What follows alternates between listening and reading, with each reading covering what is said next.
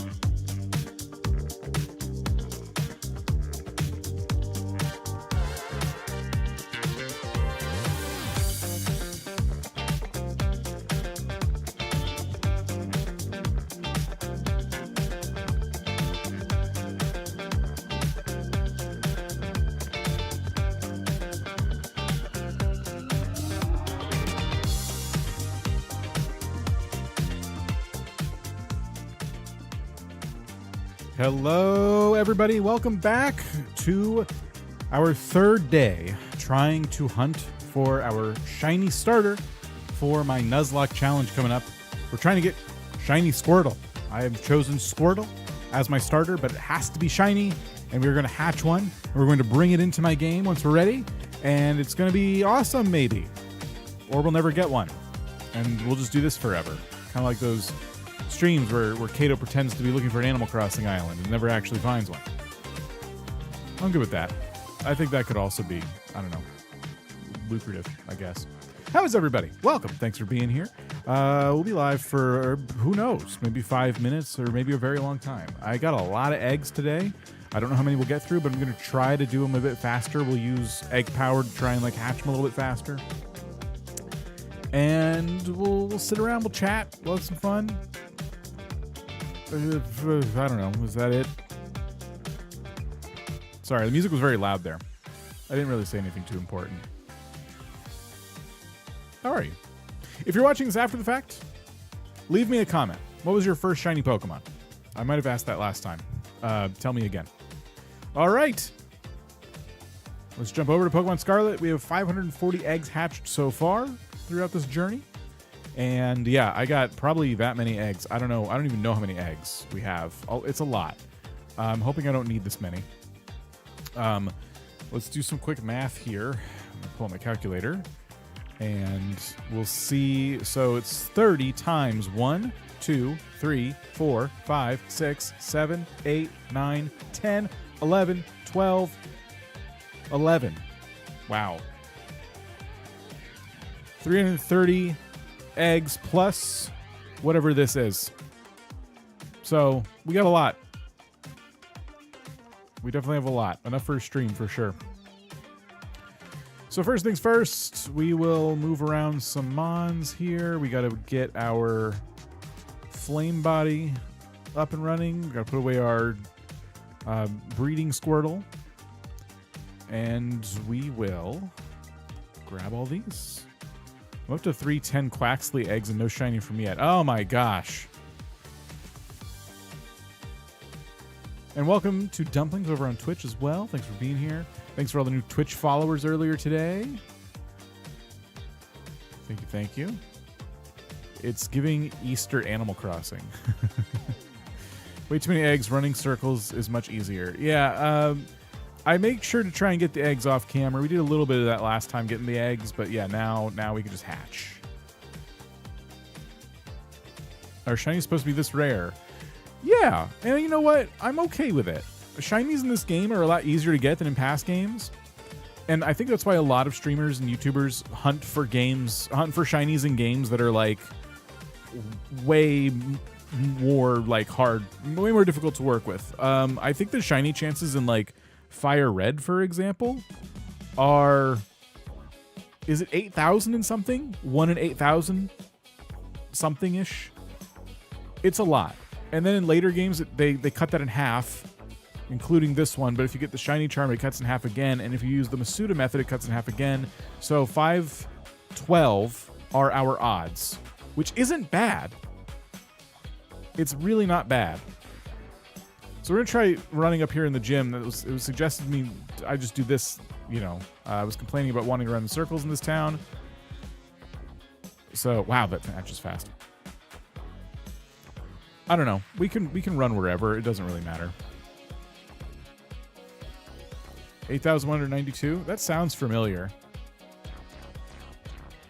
So the way this works is I count every 5 Squirtles that we hatch. I'm just going to go run somewhere else. I don't like running up here. Ready for round 3.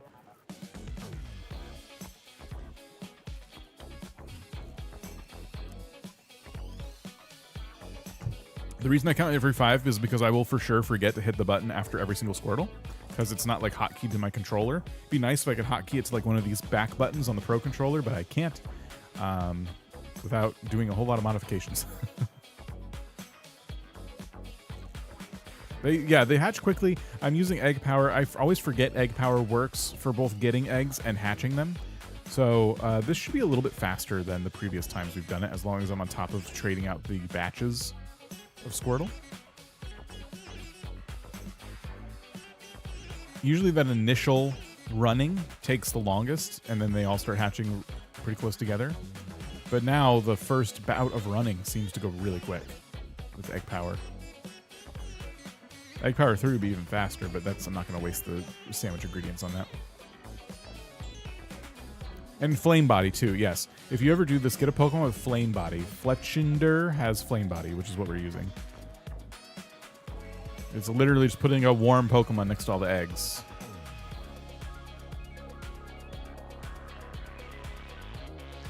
By the way, I listened back to the VOD last time. This music is really loud. Are you sure you can hear me good? Like, are you sure? Because I was surprised at just how loud the music was. I would never put a video out with music this loud. I can barely hear it on my end because I have all my volumes adjusted differently than what you hear. But this is significant. Like, that's as low as I can make it without it going away based on how my stuff is set up. And that's still pretty loud. Music's quiet to me.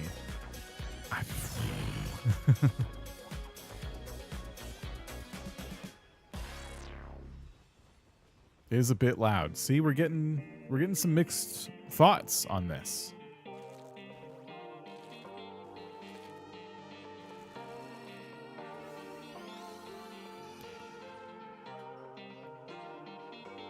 All right. Oh, so we're at 445. Let me update the counter. So yeah, I always forget to update it too, but yeah, every 5 eggs I update it.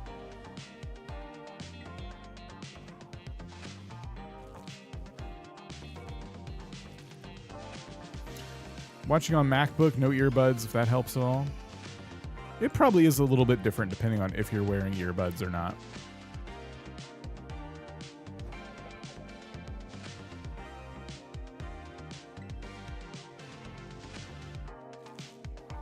So the reason I want to stay in this town now is because we can get the food that gives you egg power. It only lasts 30 minutes, so we have to like continually re-up it. But that's what I'm going to do. I turn my volume up now, and I can see why it's loud. At low volume, I heard you more than the music, but now increase the volume, the music is competing more. I don't like that. It's supposed to be way in the background. Let me try and like...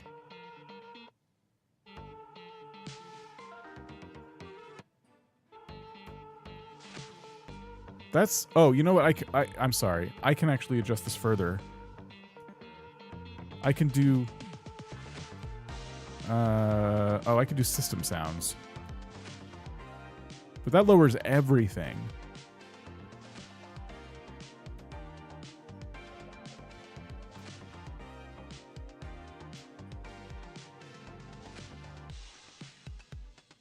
I honestly have no idea. Hopefully it's not too loud now.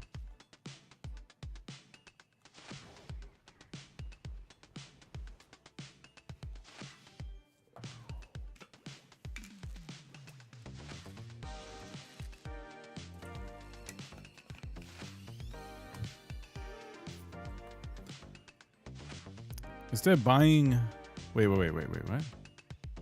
Instead of buying a sandwich every time, one banana, one peanut butter, one butter will also give you egg power too. But then I gotta make a sandwich, which I hate doing. It's so much effort. I have a lot of money, and I have even more stuff I haven't even sold in this game. I appreciate the tip. I think I'm just gonna stick to buying it, because I do not like making sandwiches, even a little bit. I hate it as a mechanic. Okay, that's 5 more. I guess I have to put this in here. There we go. My AC just came on, and now I can't hear anything, but that's a me problem.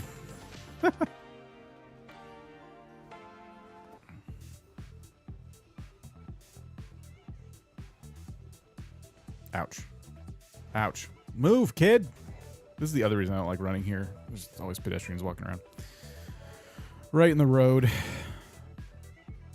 There are even sidewalks. There's a road and distinct sidewalks, and they walk in the road.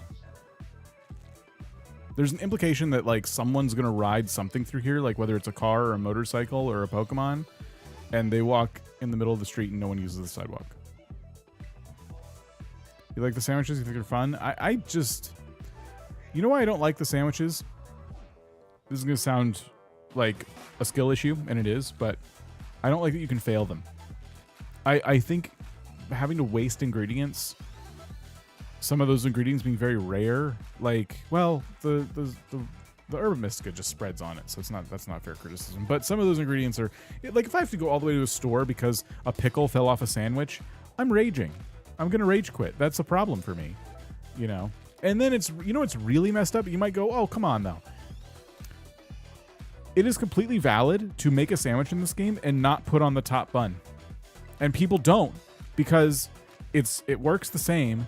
And the top bun typically has a chance to hit the top of the sandwich and slide off and take a bunch of ingredients with it. It's so stupid. So, like, you can deliberately throw away the top of the sandwich, and that's like, oh, delicious sandwich. But if you put an ingredient on, like an onion, and it slides off, oh, that onion touched the table. I mean, you know me. I won't eat anything that wasn't cooked by me, right? Because germs are gross. But, like, if the onion touches the clean picnic table and it's just a sandwich for me, then let me put the onion back on or at least get a new onion.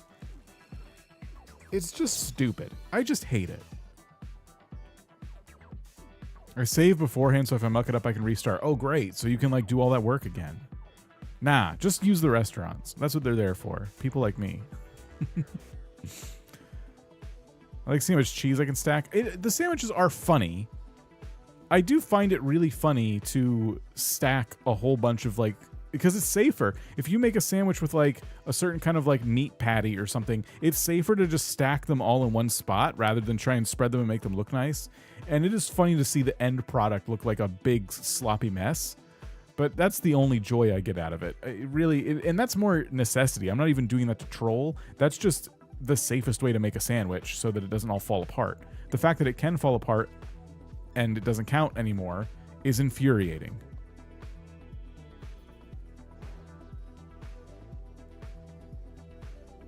I was making some really big sandwiches because of some guides I was following to try and get like certain perks, finding certain Pokemon, shiny luck, all that stuff. And I hated it. I'm like, this is just horrible. Can I just like spend way too much money at a restaurant, please? It's like how I'm in real life too. Like I gotta cook the food. Can I just pay someone to do this? Why are you so poor? Well, I don't like cooking.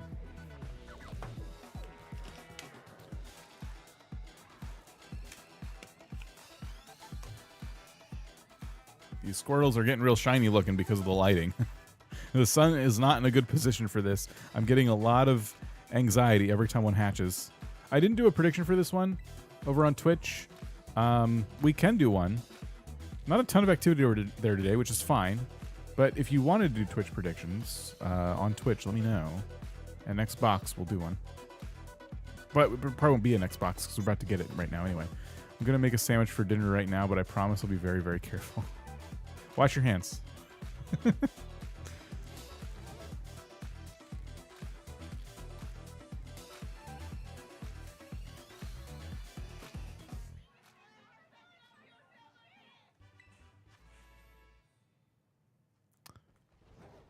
Okay.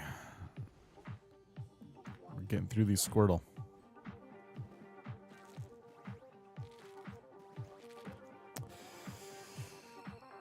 Lilybeth, how's it going? Welcome.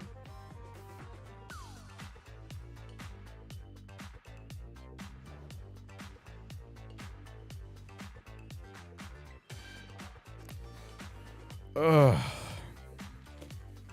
What is everyone getting up to? What are you playing lately? Are you enjoying what you're playing? Have you tried a new game lately? And how does that new game living up to your expectations? I finished dinner, now I gotta work. Ah, shoot. Are you still a Squirtle supplier? I did clear out our Squirtle inventory recently. Just so you all know. They're all living happily in a Squirtle farm upstate.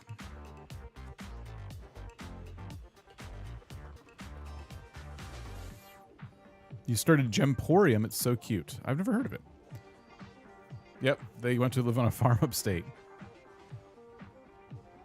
Oh, you just said it.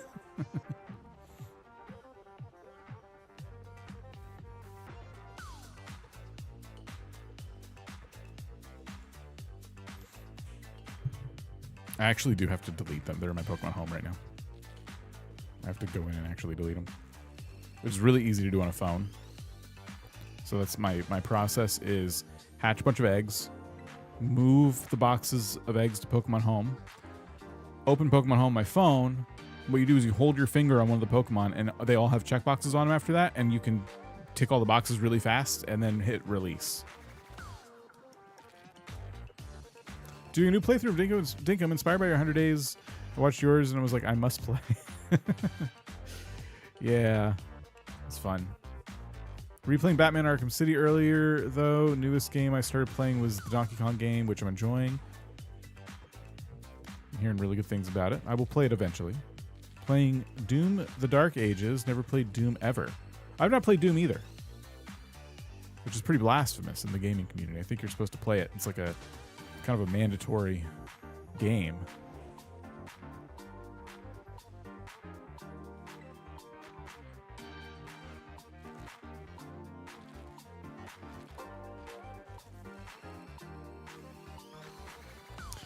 I didn't end up streaming yesterday. I thought I would. But I had some other stuff going on. And then later, I played more Diablo 3. And then I kept playing Diablo 3. And then I got to Act 5. And then I beat Act 5. It was kind of one of those things, well, I can do one more act. Which is it takes a while.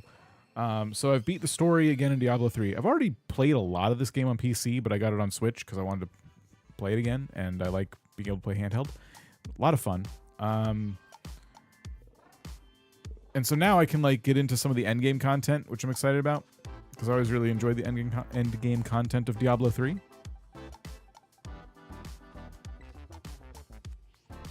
Downloaded Grounded to play finally. Went to play it the other day and realized I didn't own it and only watched it being played. Shoot. Next time. I've never played Grounded, but suddenly everybody's talking about it. And it's an older game. And I don't know why everyone's talking about it all of a sudden. I don't know much about it. But based on the one preview image I ever see of it, it looks like you are a shrunken down human in a very oversized world. Kind of like Honey, I Shrunk the Kids style. And that's all I know about it. Apparently there must be some building elements. I think their Grounded 2 is in early access. Okay, that's probably why. Like, I think it has some building elements or something, because people seem to be talking about it in this context of like this particular space on YouTube, Animal Crossing, things like that. Pokemon doesn't have building. Yeah, Grounded 2. Okay.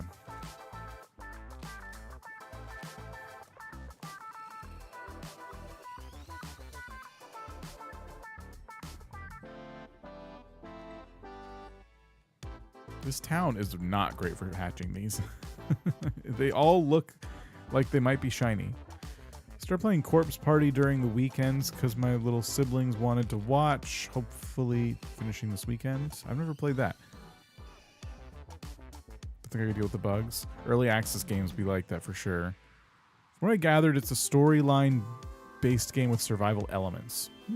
I've grounded on Switch and it looks terrible on the Switch. I was hoping it would have a Switch 2 update. I'd probably get that one on Steam. Have I babbled recently about my 180 I've done on the Switch versus Steam Deck? I feel like I've probably talked about that already here. I was definitely talking to a friend about it the other day, but even then it felt like familiar, so maybe I've already talked about it. Grounded has giant bugs that attack you. Maybe that's where I'm getting all that from. That, like, shrunken down stuff. Can't wait for Grave Seasons to come out. Farming sim with serial killer that's random on every save file. Oh, we gotta play that. You talked about it in a community post. Okay, that I definitely did. Corpse Party is an older horror game RPG. Got remastered in 2021. It's fun, pretty graphic. It sounds graphic.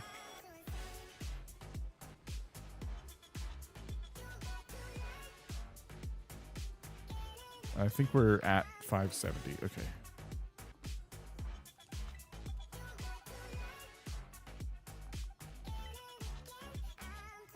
All right, we're going to do a prediction over on Twitch.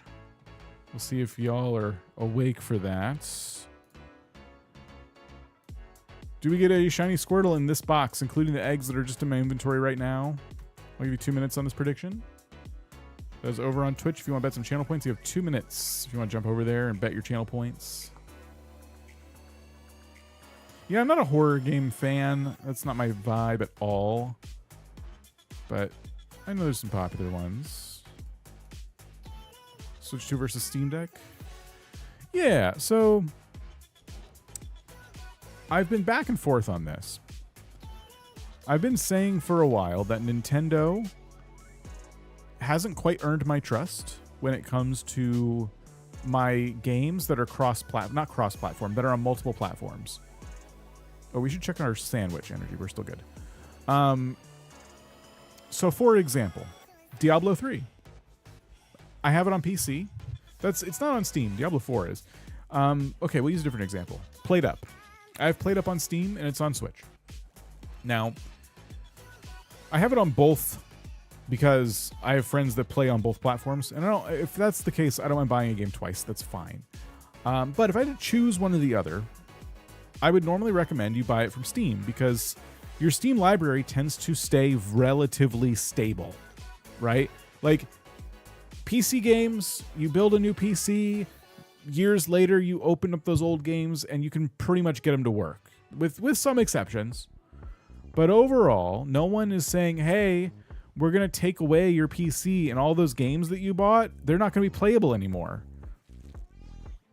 So Steam has always been like, if you have to buy games digitally, I always kind of go that route and encourage people to go that route. However, now that we have the Switch 2, I was, and as we should have gotten with this, I was happy to see that they were supporting backwards compatibility. Most of your Switch games will play on the Switch 2. In fact, most of them will play a little bit better. Bork Nugget, how's it going over on Twitch? Thanks for being here. Which is cool, which is great. Like, that's what you want. If Nintendo continues that trend into the next generation, which we're probably not going to see for quite some time, they will have earned my trust at like a new level.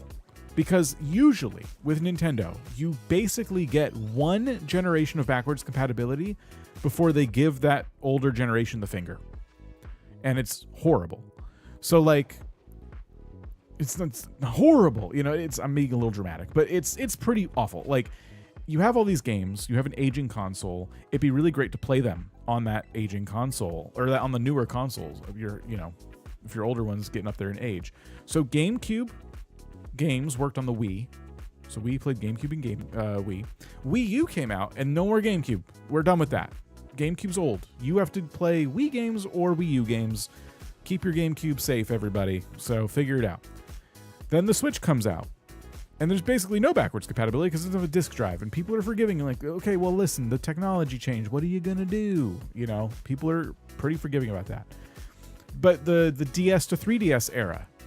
First, DS to Game Boy. You could play Game Boy Advance on your DS. I still have my old DS that plays Game Boy Advance games. It's awesome. Then they upgrade the system, and you can play DS and 3DS games with get rid of the Game Boy Advance port. And then all the while, they're like reselling you older classics. Not all the games, just some of the games. So Nintendo has always done this with their backwards compatibility. There's always a catch, right? There's always only so many games that are going to be backwards compatible. And that's why I've advocated for, if a game can be bought on Steam or somewhere else, buy it there and keep Nintendo from like punishing you for having aging hardware. That's been my like stance. Now, my reversal on this has kind of come in the form of playability, because after having a Steam Deck for a couple of years now, I have to say, you are really at the mercy of the developers. Like, most games will open on a Steam Deck, but that does not mean they are optimized for console use. No one's listening to a word I'm saying. As a result, games like Diablo or whatever, when you buy them on Switch, and they're designed for a Switch handheld kind of console controller mode, usually they're a lot more fun to play than like if you're trying to take a Steam Deck game and it just happens to have controller support. It's a nitpick, but it is starting to weigh on my decision making of like, which games am I going to get? And then the other thing that the Switch specifically does that other consoles don't, including the Steam Deck, is the fact that you can do local play with a lot of these games. The developer has to support it, but I can be sitting in the same room with Val on our Switches, and we can both play a game, but we don't need to be next to our router because it doesn't require internet to play together. The consoles are communicating locally. And that's an underrated feature if you happen to have your router on the other side of your domicile. You know what I mean? Like, I've completely lost count of the eggs, by the way. That's never fun. Like fighting with your internet connection for a game that shouldn't require internet connection. We're at 580 now, I think.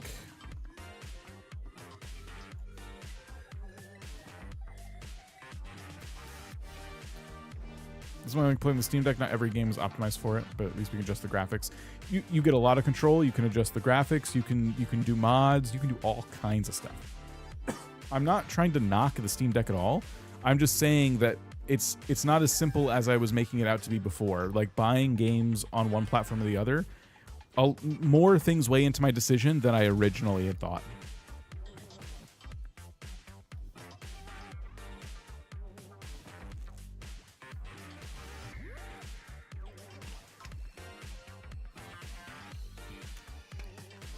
Also, mod your 3DSs. Mod your 3DSs. Rip your games onto them. get you an epilogue device. What do they call this? The epilogue what?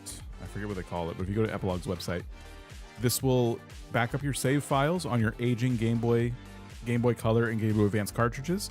You can rip your game and put it on your modded 3DS, and you can play your old Game Boy games on modern hardware.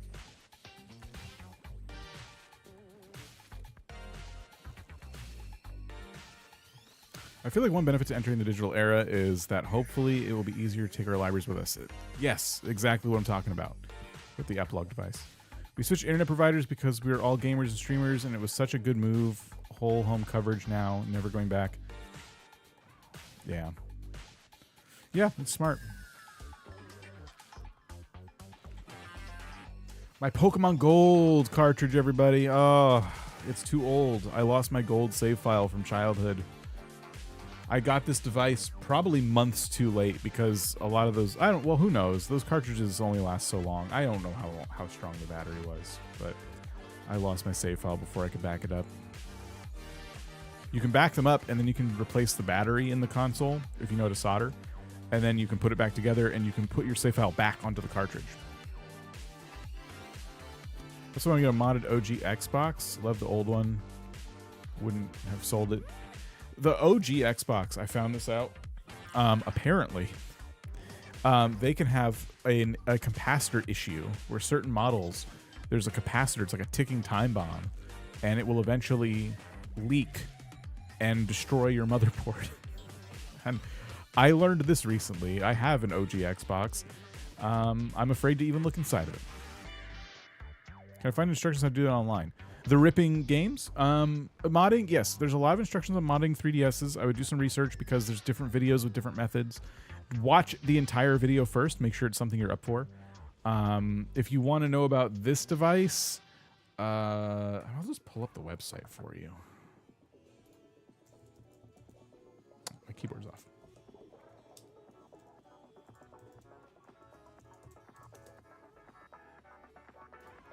It's epilogue.co. It's called the GB Operator. This thing. GB Operator. I wonder if I should link it. Should I link it? There you go. It's a little pricey. It's $50 USD. But if you have a lot of Game Boy games, worth it. You can also play them on your computer too. I did that the other day. Are we at 585?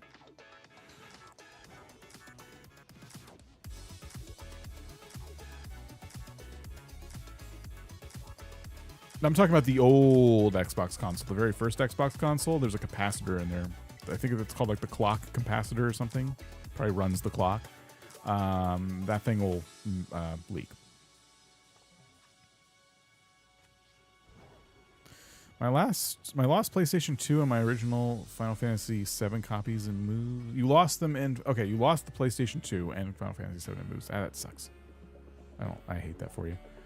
Found my Game Boy Color at my parents' house. Was functional still a few years ago, but when I found it again a couple months ago, left batteries in, they corroded. Oh, okay, so you can clean that. Game Boys are very resilient. So what you can do, I don't have my Game Boy here. What you can do, and I would be careful with this, but if you feel like your Game Boy's toast anyway and you want to try this, get the right screwdriver to open it up. And iFixit sells kits for this. You can open it up. You take a toothbrush with, you can use rubbing alcohol. I used distilled white vinegar. It worked and it didn't seem to damage anything. But you take a toothbrush with the vinegar on it and you gently just brush away the corrosion on the contacts, the battery contacts. I've watched videos of people doing this too. If you want to see someone doing it and not ruining their Game Boy, look at some Game Boy Advance or whatever, Game Boy repair videos. Someone's going to have a corroded one. That's where I learned this. You want to, use the vinegar, make sure it dries. Vinegar's nice because it dries quickly. And that will get the corrosion off. I actually bought some broken Game Boy Advance consoles, and I was able to repair one of them by simply hitting it with vinegar and rubbing alcohol in certain spots as well. But you want to take it out of its shell and just be very careful. You know, don't get vinegar or anything on things that it doesn't need to be on.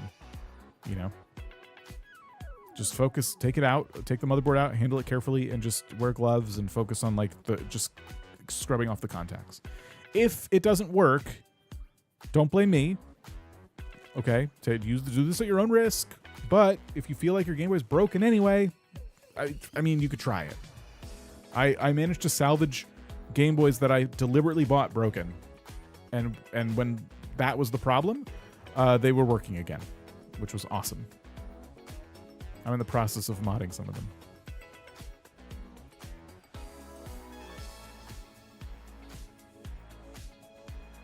It's a little fun hobby I got into. Now I'm like a big Game Boy nerd. Sandpaper? I guess you could use sandpaper. I would be scared to do that, but I guess the vinegar thing was scary at first too. Are we out of Squirtles already? Jeez. All right, we're at 590. So we started this at 570, then 575, 80, 85, 90. Yep. All right, sandwich energy is almost out, so let's go to the store.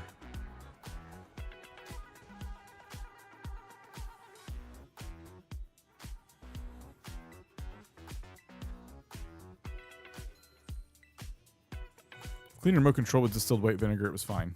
There you go. Yeah, I don't think it really hurts electronics that way. It's good.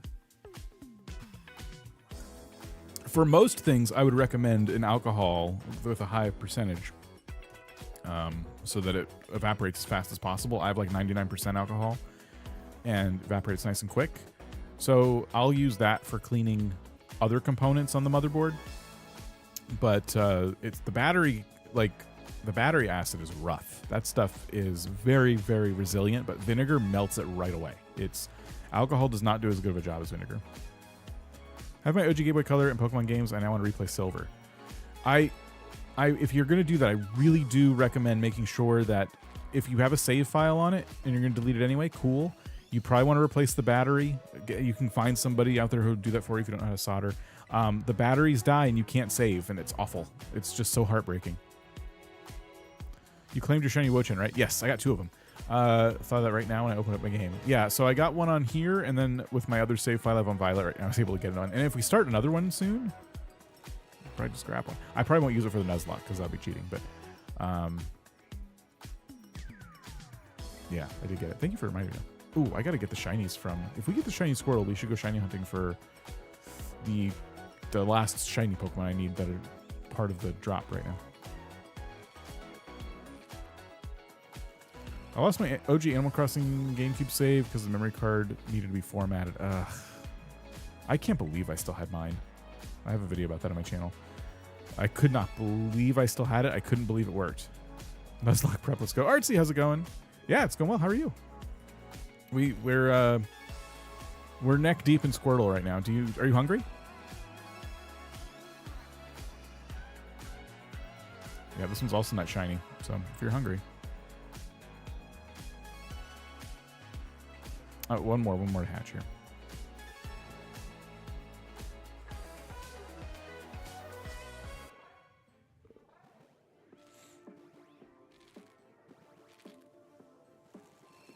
Unfortunately, sick kiddo, but yes, I could eat. we'll get you some Squirtle soup here.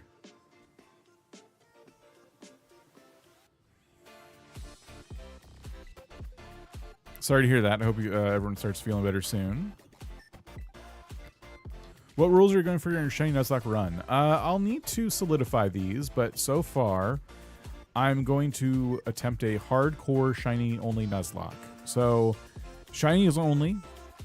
We cannot over level to fight the gyms, and I'll have to make sure I understand what my limits are because I tend to over level in Pokemon games. Those are the 2 big ones. We have to nickname everybody. Squirrel Soup Vegetarian.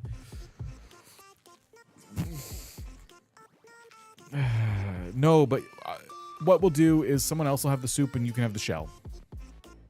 For some nice vegetarian soup. You can use it as a bowl. What are the other rules of the Nuzlocke? I had to look this up, and I will write them down and keep them on my computer screen, like as I'm doing the Nuzlocke, so I don't forget. But those are the big ones. If the Pokemon dies in battle, it's considered dead. You can't use it again. You also, in a hardcore Nuzlocke, you cannot use items during battle. That's a big one. So if things aren't going well for me in the battle, I can't hit my Pokemon with a potion. Showing you only how many streams this we have. We're only going to hatch the one. This is just my starter I'm trying to get. Then we're going to find them in the lands. We'll live off the land after this. We're about to hit our 600th Squirtle.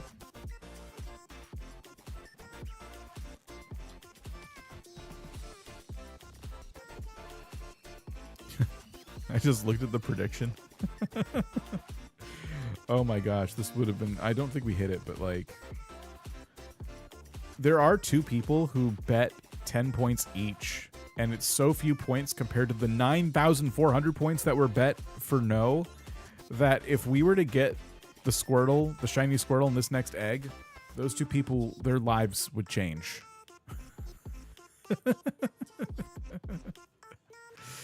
What number do you think? I mean, I think it's number 600. Right? This is it right here. Here's our shiny Squirtle.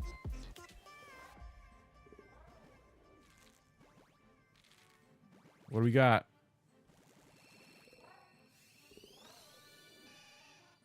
That would have been amazing. Wouldn't that have been iconic? Oops, wrong menu. All right, so that was a no on the prediction. We'll run it back, though, because we have another box. I want to see some more betting. Choose outcome. It was a no. All right, start prediction. Do we get a shiny Squirtle in this box? Yes, no, 2 minutes. There you go.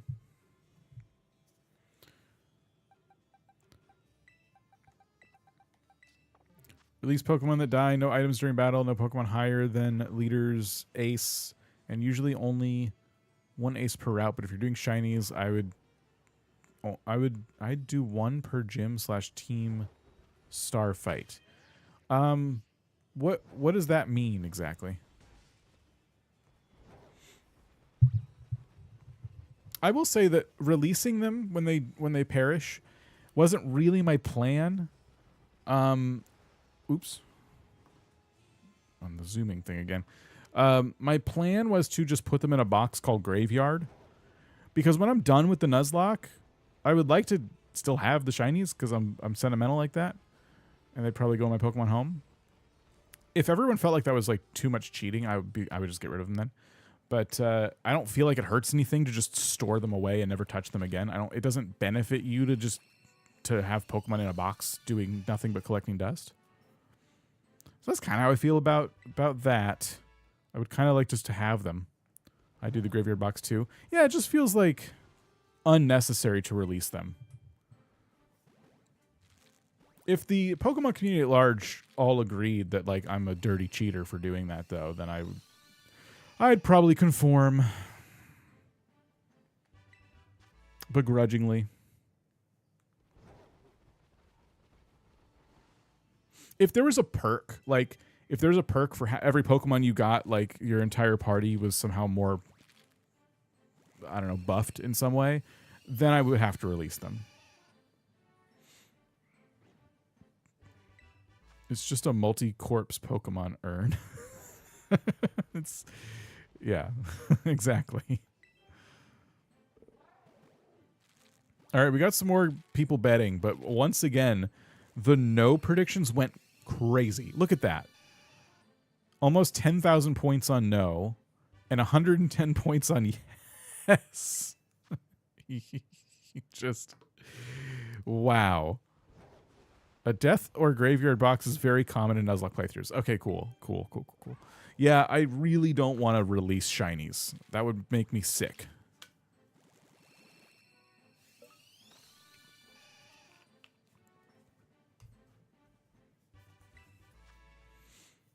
But that is the hallmark of a Nuzlocke challenge. You have to get rid of the Pokemon like from your party. They're not allowed to play anymore.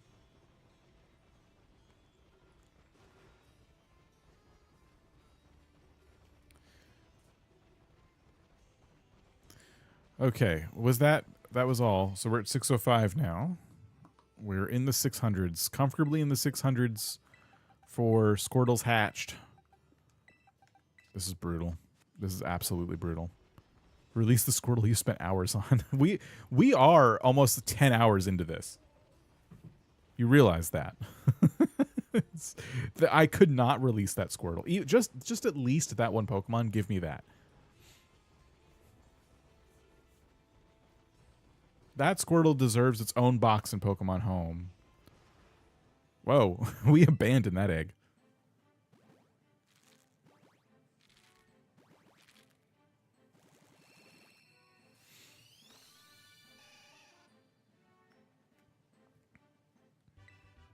Are you going to use a dupe clause if you hunt a shiny, then you find a shiny the same line?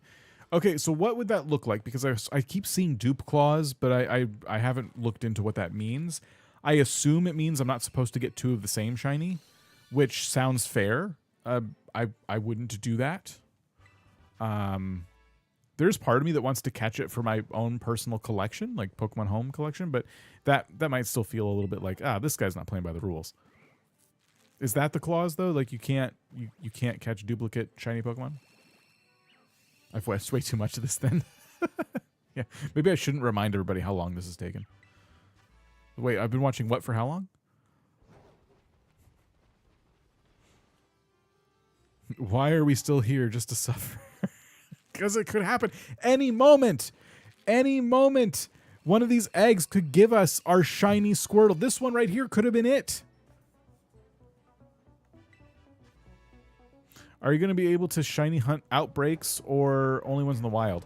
I was going to do outbreaks or whatever. I wasn't going to limit myself into the method because one of the problems with not over leveling your Pokemon is that you can't whittle down an outbreak like you can normally. So normally what you would do is you would absolutely destroy 60 Pokemon in an outbreak, and that's when the game says, hey, this outbreak is looking kind of thin.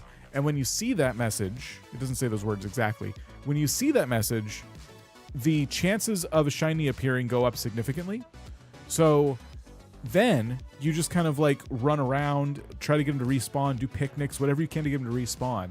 You can't really do that with these rules because you can't over level. So I might be able to do that a little bit, but even outbreaks are going to be tough for me to hunt, I think. A dupe clause is basically if you already have a mon, you have the choice to catch or run from a new encounter. Isn't that the same as any other encounter in the game though? What's the difference? I can choose to catch or run, but I can do that anyway. I don't understand.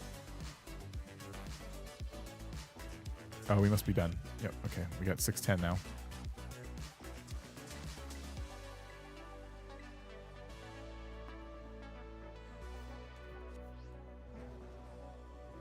I'd catch it, not use it. Yeah, part of me feels like you catch it just for your personal collection because it's cool that you found a shiny whatever, and then you move on.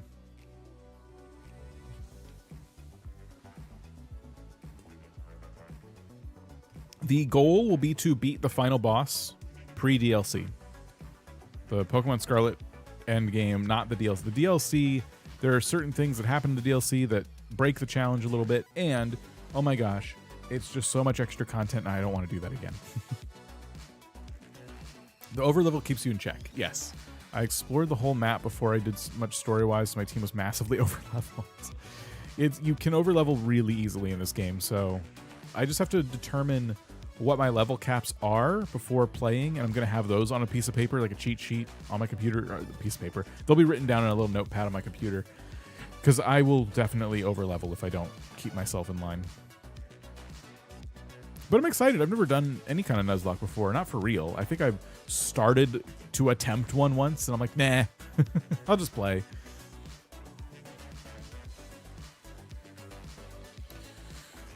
Once you catch a Pokemon, you can't recatch it. That includes the others in its line. Shinies are the exception. If you're allowed to catch this, use those. So if a normal Nuzlocke, you couldn't catch the same Pokemon twice, even if it's just in the evolution line, I feel like for a shiny hardcore Nuzlocke, you would probably apply that same rule. So if you see a shiny Pikachu and you have a shiny Raichu, you can't catch the shiny Pikachu because you're already good.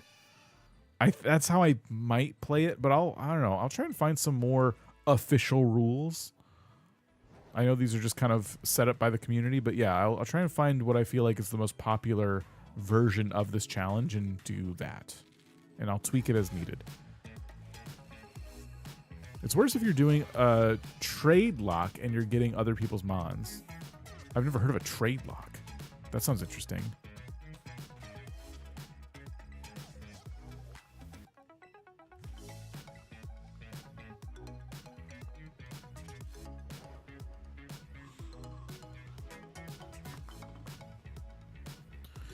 I want to know who you upset for your shiny to be Raichu.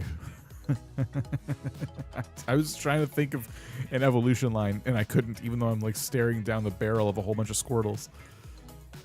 You can finally get the shiny Frigabacks. Congrats. Yay.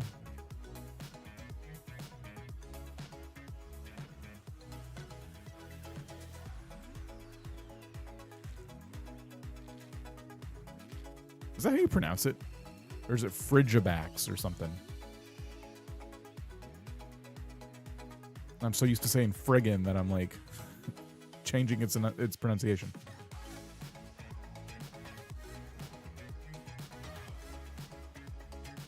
If you catch one mon per route and trade it, you catch one mon per route and trade it off, like wonder trade, or just you trade with like a friend, or does it matter?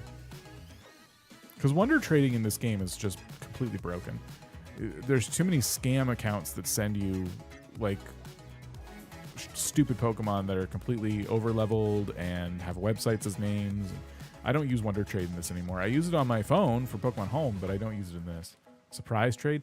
Yeah, I feel like, unfortunately, that wouldn't be very fun. It would... Ugh. I'd hate to get one of those Pokemon. And then you gotta, like, put it back out there. Or find a different Pokemon to trade, because you don't want to keep polluting the Pokemon Wonder Trading environment.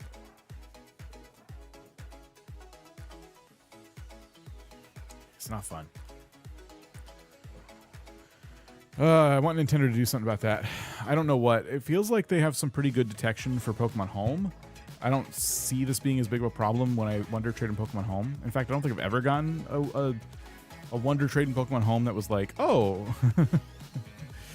PokemonScam.com. Didn't Nintendo start banning people with hacked Pokemon?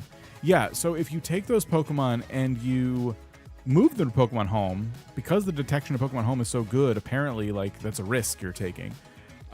So I got some and I got rid of them because I didn't want to get in trouble.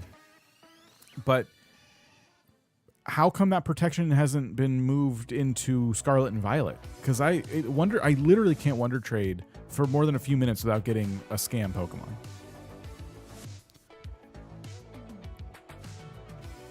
Okay, hold on. I got a screaming cat. I need to see what's going on.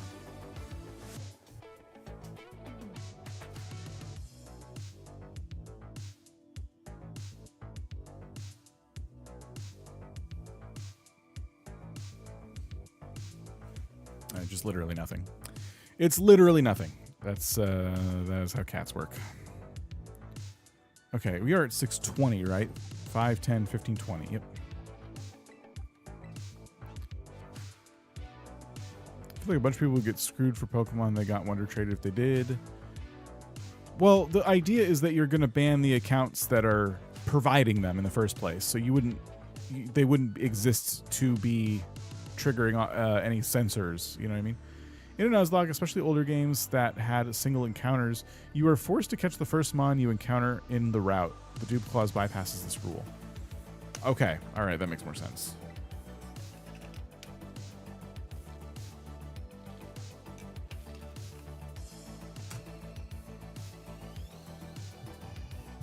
Only problem with Surprise Train would be getting a level 100 Shiny Charizard at your first gym. Yeah, I wouldn't want to do it that way. That would be frustrating on a different level. Shiny Nuzlocke is frustrating. A surprise trade only Nuzlocke run just sounds like a headache. In the way it currently works. Maybe if Nintendo invested more in solving that problem and less in banning YouTubers who play their games. we would have a more harmonious surprise trading system in this game.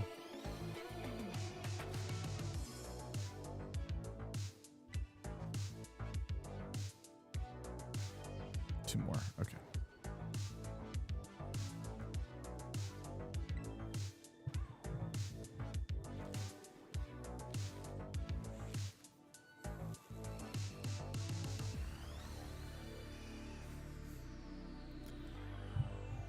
Ugh.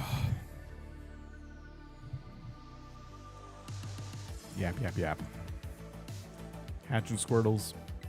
Talking nonsense. Nintendo's a small indie company. They need the money. Yeah. Poor Nintendo.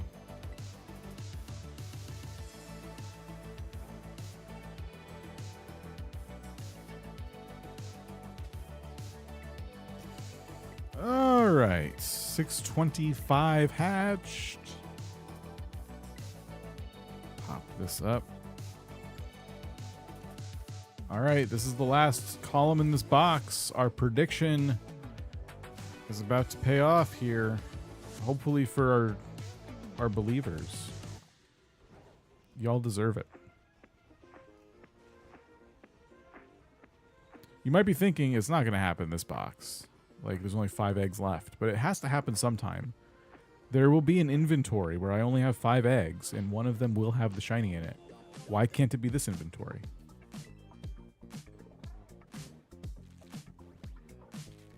Can't do Nuzlocke, it hurts too much to put my Pokemon away that you work so hard on. Yeah. I'm ready to try one. I've played this game front and back at this point. I'm ready to try out a Nuzlocke.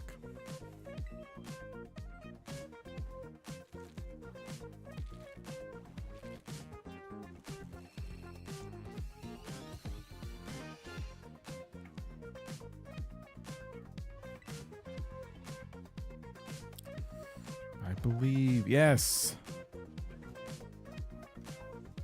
We got this Squirtle.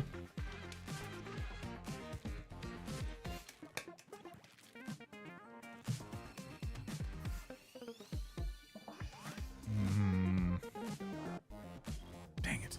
Come on. Come on.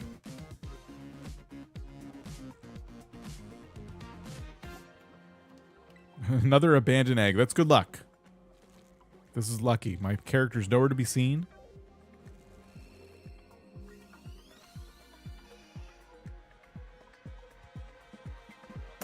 Not shiny.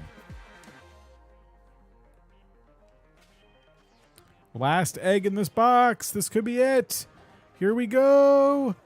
Egg 630.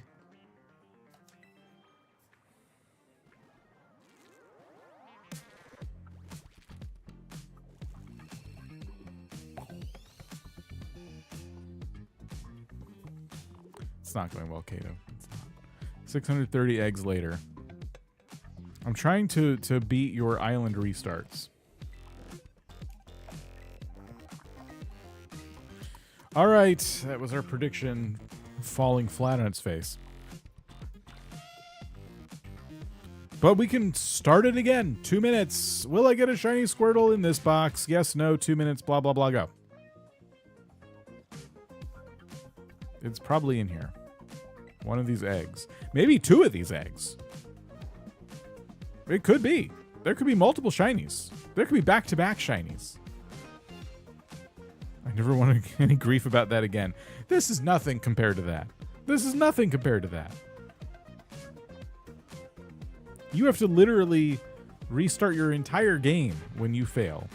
I just have to like watch a little Squirtle pop out of an egg and then I get to eat him.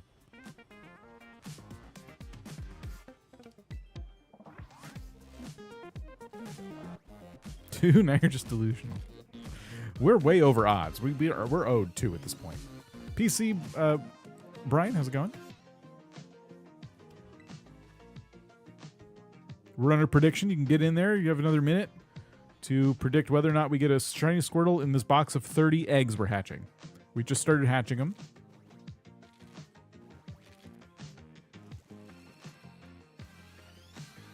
Should I begin to say hi? Still have 2 hours left in your last Dinkum video.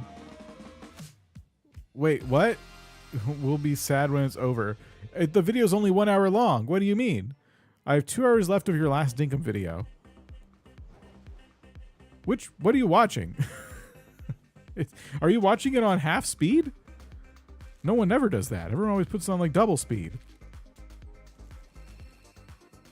I appreciate it. That's more watch time for me. I'll take it. T-Word's watching in slow-mo. They really just want to savor every moment. I wonder what boat karma sounds like in slow motion. Last year Dinkum series of videos. Oh, okay. Well, you should see the 100 Days video, and you should watch it on half speed. Is this shiny? No.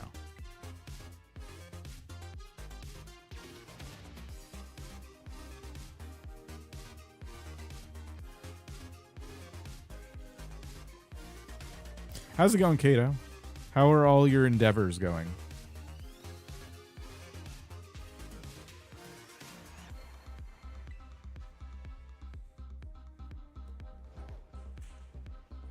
It's like a very coy way to talk about projects that maybe you don't want to talk about publicly.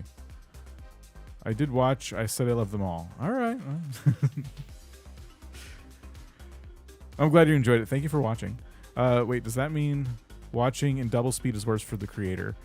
It supposedly does. Spiffing Brit talked about this once, and I can't remember what was said, so I don't want to misquote it, but I think he researched this, and indeed, if you watch an hour-long video at double speed, it is 30 minutes of watch time compared to if you watched it at full speed. But don't quote me on that. I might be wrong, but I feel like that was studied by him specifically.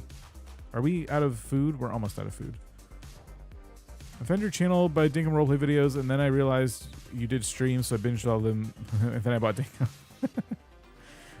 I was surprised at how many people found this through Dinkum roleplay. How did you? Can I ask? Do you remember? How did you find that specifically? Like, was it because I was streaming with somebody else, and you got led here because of that? Or were you literally searching for roleplay videos? Like, how did you find? Because a few people have said that. If that's the case, I apologize for taking away 30 minutes of your Dinkum video. No, you're fine. I watched everyone else's on double speed. I watch a lot on double speed because there's too much content. I don't fault anyone for that. There's just too much content. I appreciate watching it all. Trust me, the video's doing just fine. Yeah, Dinkum roleplay was fun. It's just hard to get that many people together that consistently. You still have to watch the roleplay ones.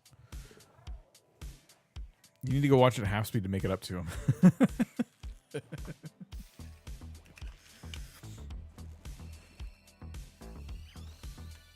I've definitely given so many YouTubers extra watch hours by falling asleep while watching a video, slept through multiple autoplay videos to go back to watch the original again, fall asleep again. I was looking for farming sims and I found that I never heard of Dinkum before.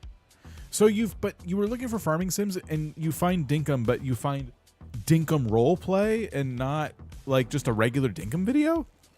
YouTube recommends the 30-day DIY island video to me. Went back and watched your hardcore island ones. Okay. It's always interesting to see and hear about the videos that drew people in. Out of 10 Tony's awesome. Yeah. Maybe I leave it on overnight. No, you don't have to do that. You can. You just don't have to do that. I did the same. Finally bought after watching like half his videos. Dinkum was great. I'm looking forward to the next update. I feel like they're always a bit of a surprise. I never see them coming, but I do feel like we're gonna get one soon. I think we're at 640 now. Oh shoot, my prediction. Okay.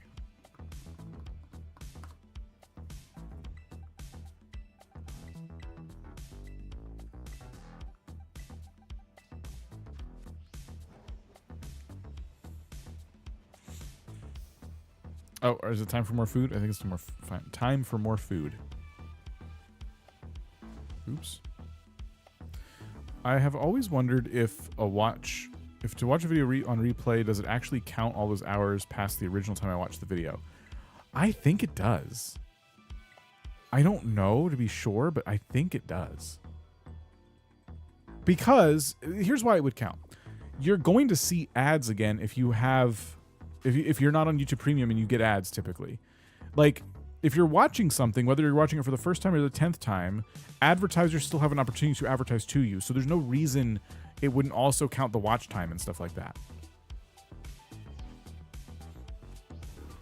But YouTube is weird. So again, I could be completely wrong. I found your channel from the AI bot campfire game and stumbled upon the Dinkum roleplay. Okay, all right, because that video drew in a lot of people, and the Dinkum videos were just, they were actually streams. And it'd be very, people said they found me through those, but it'd be very interesting if that many people found me from previous live streams like that. Love to get a Steam Deck at Dinkum. We can't justify spending the 1K to 1200 New Zealand. Yeah, I could see the hesitation there for sure. Okay, we've abandoned an egg. This is always good shiny luck, right?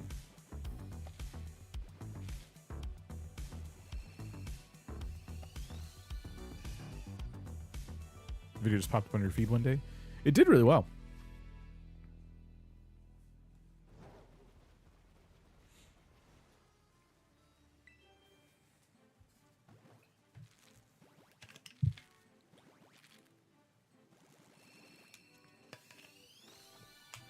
Boom.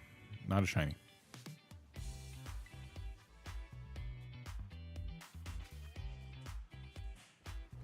It's bad enough for me that $2 is $800. I don't understand the exchange rates too good, but that does sound like a discrepancy.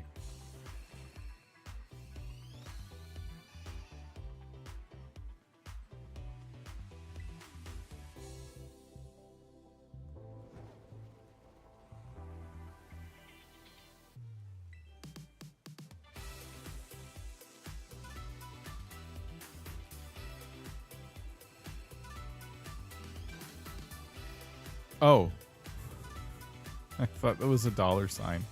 The Switch 2 is $800 for you. Sorry. I thought I saw S2 and I saw like in my head that translated to being a dollar sign.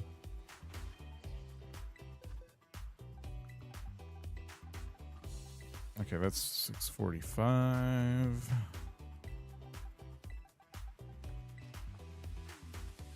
Mama Cat is lurking. Hello, Mama Cat. And Busy's here. Sounds logical, but you're right. YouTube does whatever they want. I've definitely given a lot of extra watch hours here and elsewhere. There's like a YouTube update that they did a while back that I hate that is similar to what we're talking about. So on Shorts, it used to be that you had to watch a certain percentage of the short for it to count as a view. And YouTube recently changed it so that even if you swipe past a short and you don't give it a second of your time, that counts as a view. So every time your thumb does this, view, view, view.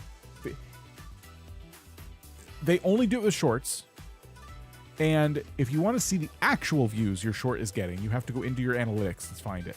So basically on shorts, when you see a short with like 1 million views, really it probably got about half that. And you can almost translate the word views to impressions. It was seen 1 million times in people's feed, but they didn't stop and watch it necessarily. And I hate this update. It's the only format on YouTube that works like that. Everything else works properly where certain amounts of time don't count as a view and blah, blah, blah. And it's literally, in my opinion, to compete with TikTok because everyone always thinks it's easier to get views on TikTok than YouTube Shorts because of TikTok's algorithm.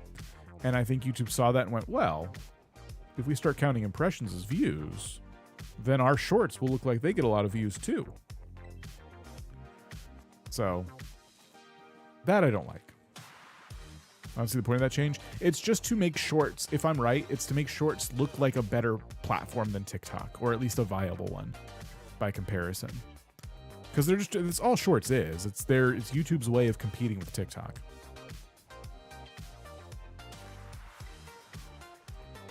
So I don't like it. It instantly drove up the views on all my shorts, but they're not real views. I can look and see what the real views are, but I want the real views on the front of the short. I don't want the impressions there. That doesn't make any sense. It doesn't matter to me how many people scrolled past my short. I don't care about that information. I mean, I care about it in the back end of my analytics. There are times where I might want that information, but I definitely don't need it front and center. So watching videos at half speed gives you double watch time for some reason, and YouTubers like Preston Plays abuse that and tell his viewers to watch it on slow mode. That kind of confirms what I was saying earlier, where the speed of the video does count watch time, but it doesn't double your views, it doubles the watch time. I think if someone's doing that to legitimately manipulate metrics, that is against YouTube terms of service. I mean, if I'm sitting here and joking about it, oh, watch on half speed, that's one thing. But and Spiffing Brit like did a test, and between you and me, I think he gets permission to do that. Like, permission. I think he tells YouTube what he's doing. That's just my own game theory there. But if someone is legitimately going out of their way to try and manipulate metrics like that, that can get them in big trouble.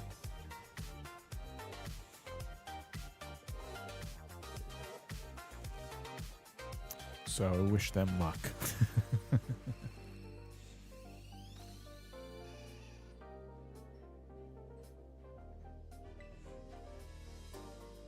I think if you're being transparent about it, like if Spiffing Brit's doing a YouTube experiment, he's transparent about it. Like, okay, hey everybody, we're going to break YouTube. We're going to all do this thing together.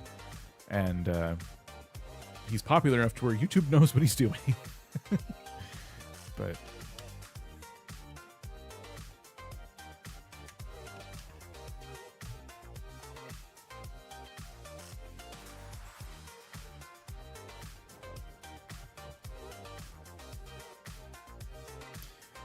all right, a few more Squirtles in this box here. I'm getting a little worried about our prediction. It could happen though. This next Squirtle could be it.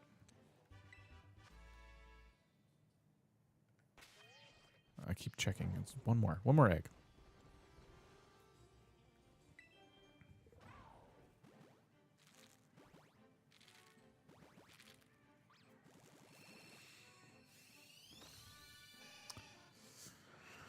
Okay, so that's 655. One more row, and we got to move on to the next box.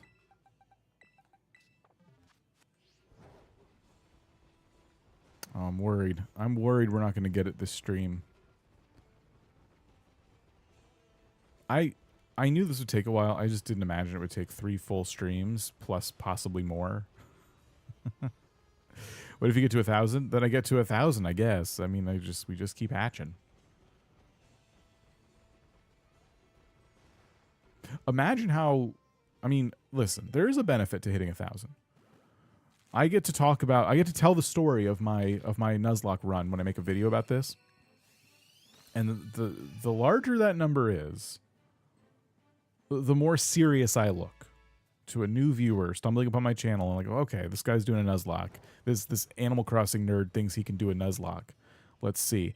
And then they see the dedication of hatching 1,000 eggs just to get the shiny starter. I might stick around for that video. That person seems serious. That person has a problem, and I got to see it through. I got to make sure they get out of this alive. Or if they don't get out of it alive, I definitely want to see that. So there's a benefit to sitting here having to hatch all these darn eggs. I think our playlist ran out. I don't want to play the whole playlist again.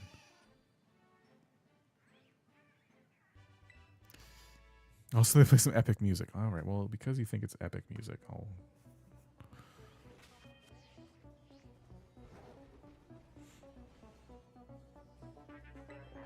Well, let's do it at 660, 1,000 we torture.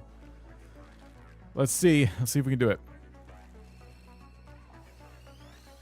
Seeing Animal Crossing YouTuber play Pokemon is amusing. You're a YouTube Animal Crossing player. You spent countless hours villager hunting. A shiny egg hunt is exactly on brand. I think so.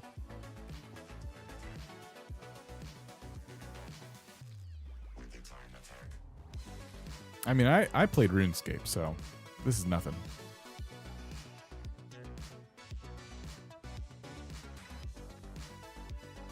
Where are we at? That's the last of the box. It didn't happen, but we can run the prediction again. Choose outcome, no. But every time it's no, that means the chances of it happening significantly go up because that's how odds work. So, do we get a shiny Squirtle in this box? Yes, no, 2 minutes on the Twitch prediction. 2 minutes. Bet your points. Get them in there because we're hatching. And this is going to happen. It just needs to not be these first couple of eggs because people are still betting.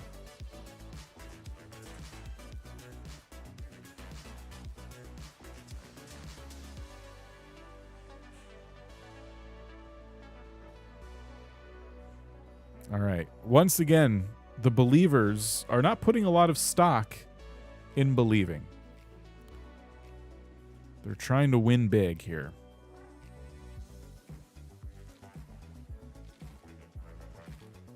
You have the better part of the 2 minutes still to place your bets.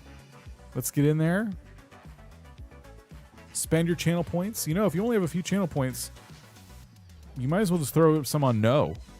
Because if you win, you'll be swimming in points. You think the DLC would be easier to outbreak hunt for Squirtle? Yeah, but I can't... I don't know. I want to start the game with a level 1 shiny Squirtle. And outbreaks will always be like... Especially the DLC outbreaks, they'll be like tailored to like... Well, I don't know. I guess they'll be low level because you'd be starting at low level. I don't want to do that. I'm going to do it this way. Could you imagine if I just stopped? You're right! And then I just quit the hunt right now. Oh my gosh. Okay, wait a minute. So we were 660 when I started this new prediction.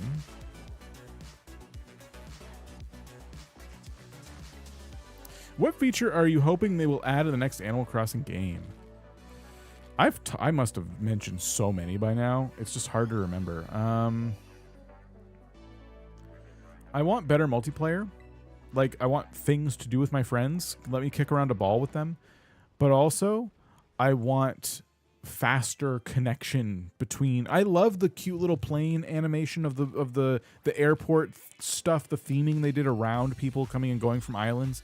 But it's so boring, and it takes so long, and I just want that to be all sped up. In Dinkum, you can just come and go. And it's so much better. It's so much more efficient. So I want more efficient multiplayer. I want more multiplayer activities. And that goes for just activities in general. I think it's time for Animal Crossing games to continue to evolve the things you can do. New Leaf was pushing in that direction. New Horizons took some of that away. And I hope that they bring some of that back. Because there's definitely some activities. Like, one of my favorite things about Animal Crossing games is that a lot of them have video games built into them, so you can play a video game in your video game. New Leaf and GameCube specifically, I know have this. I don't know if other ones did. But I loved playing NES games on the GameCube Animal Crossing, and I loved playing the DS games and stuff that you could unlock on New Leaf. We have to go back to this. Like, stuff like that. Like, when it comes to games in the cozy space in general, Paley is another example. I want more to do in your world. These games are supposed to be simulating life, right? And there are a lot of chores you have to do in life. That is fair. But sometimes you also get to do stuff like we're doing right now, relaxing and playing a game. Let me live in your world.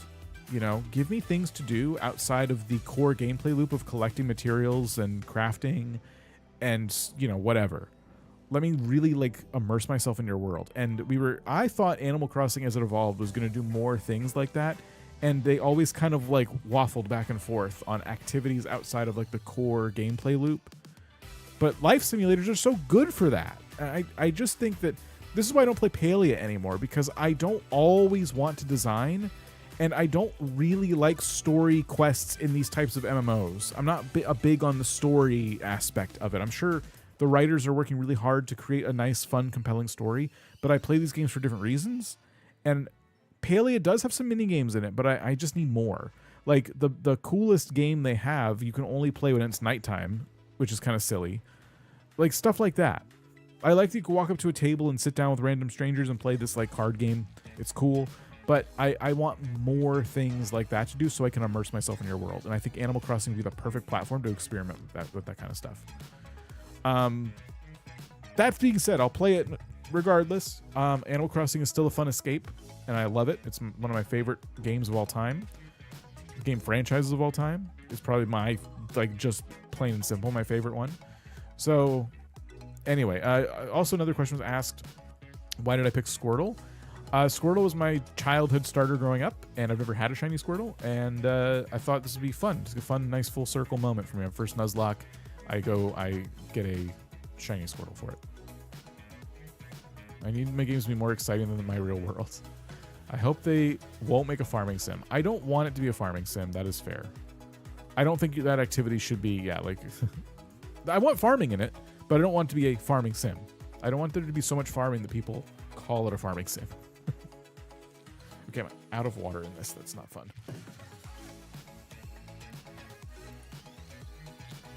Rip Desert Island Escape. Yes. Oh, I know. Perfect reason what I figured. I'd have done Bulbasaur. Yeah, I know a lot of people chose Bulbasaur. I'm not as much of a fan of Bulbasaur. You hate the airplane song when people join? I liked it at first, but yeah, now I hate all of it. I've just seen it too many times. Just let my friend come to my island. I feel like I am 5 Pokemon behind on this counter consistently here.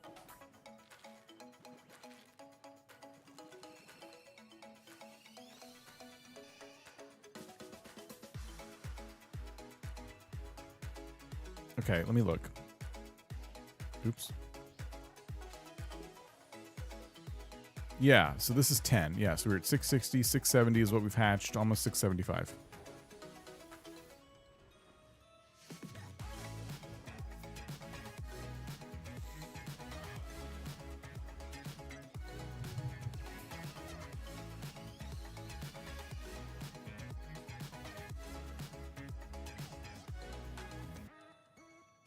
One more egg in this batch.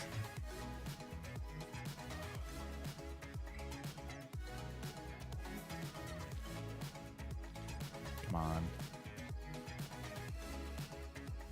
Boom. Come on. Give me the shiny Squirtle.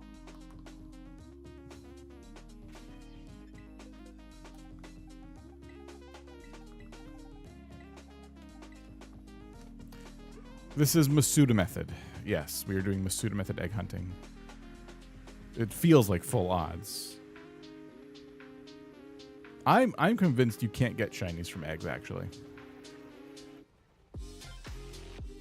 I hope that when you get a shiny Squirtle, you just abruptly end the stream like the series finale of Sopranos.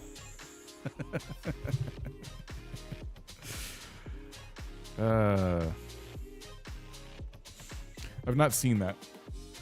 Should I buy a DVD box set and put it on my Plex server?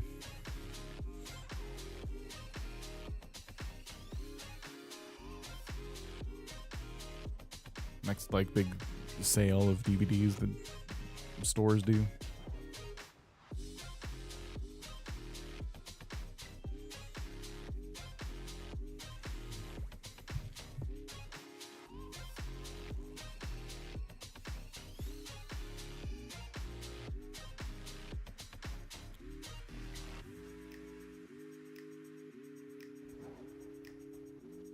We're never gonna get this Squirtle. You can. I got a shiny Weasel from an egg. Some Pokemon are definitely harder to egg hunt. I gotta say that really carefully. Never got a shiny something from an egg. I don't know how you even pronounce that one. Well, I've been told and I've seen videos that you can get shinies from eggs, but I've never gotten one. So it'll be nice that my first one could be Squirtle. Maybe this one. Maybe this egg right now.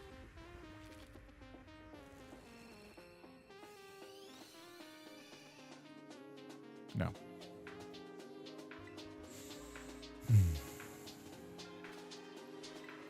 Oops. I keep trying to check like my sandwich time.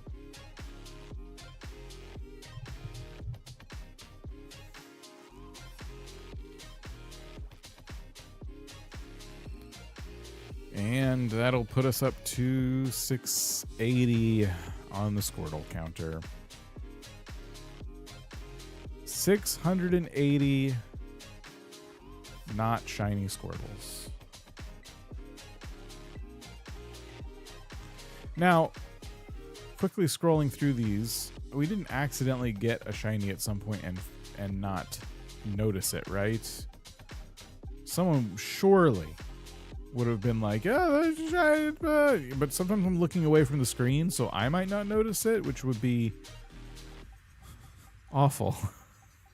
Trying to clip this for a video, and I'm like not paying attention.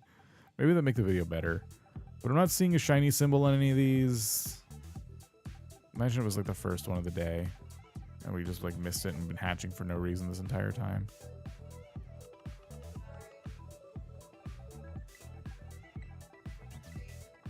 I would have rage quit already. No, we got this. We got this. We're so close.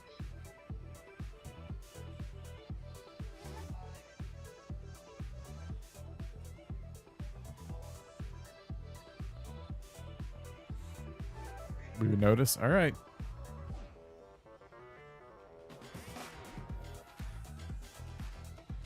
Usually egg hunting goes faster when racing friends, at least in my experience. I'll start racing you. Okay. Thanks. What are you gonna get?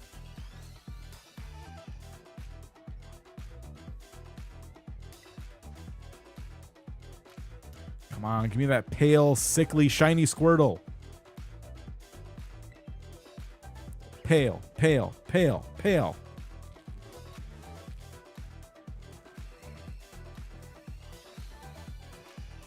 Huh? No.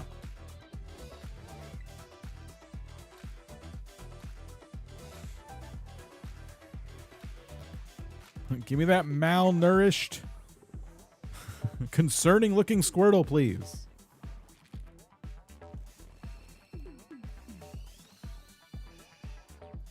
I'm falling for it again. This lighting is awful.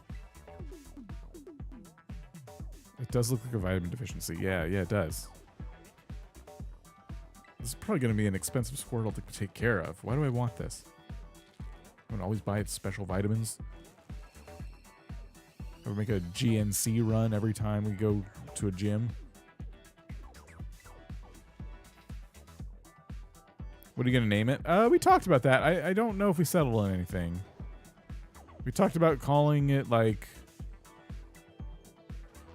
not food, you know, like lucky. Things that implied that the rest of the Squirtles got eaten, but this is the only one we didn't eat. Maybe we just say, do not eat. Show and Sparkle, you won't miss it. Yeah, but what if I'm like looking around for my cat or something, which is happening a lot? I could easily look away when the sparkles go sparkle, and then everyone's like, ah! Okay, boxes. Last column. Please. Please. That's 685 Squirtles and no shiny yet. Let's play K's rating, which is perfect timing. Welcome, everybody.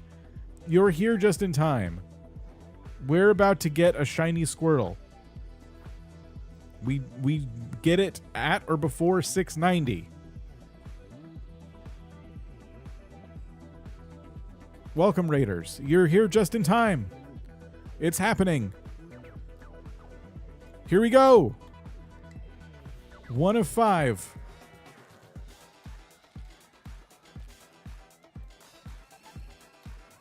It's perfect timing, because we're about to get my very first egg hatched shiny, a shiny Squirtle. That's all right. I'll even start doing the counter in real time here. All right, here's another one.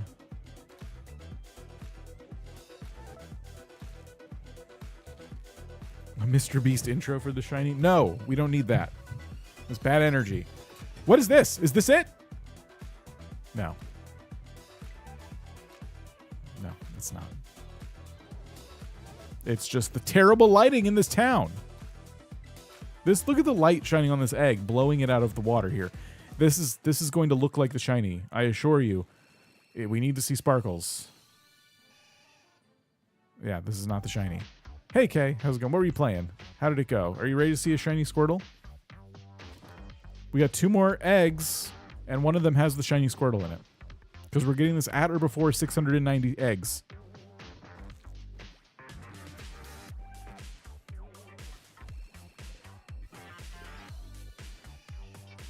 Okay, it wasn't this one, which means it's definitely the next egg. It's definitely this egg right here. Shiny Squirtle time. Here we go. Thanks for watching, everybody. It was great. It was fun.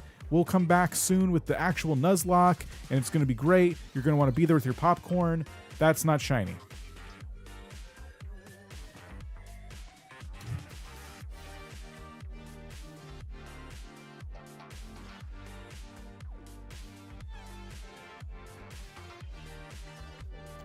That's okay. That's okay. We have a whole nother box of eggs. We're fine. We're absolutely fine. We'll just do another box. We'll just do another box. That means our Twitch prediction is no again, but that's okay. That's okay. We're gonna start a new one. Do I get a shiny Squirtle in this box? You have 2 minutes over on Twitch to participate in that bet with your tickets, your channel points. And there's one more thing I was gonna do before I start running around with eggs. We gotta check our timer. We're almost out of food. Into the pot. Yep. We're gonna. Everyone here. Everyone gets a Squirtle soup. Look under your seats.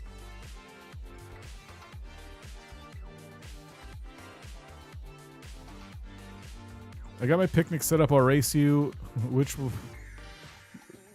will shine your first Squirtle or my Alolan Vulpix? That's a cool one to go after.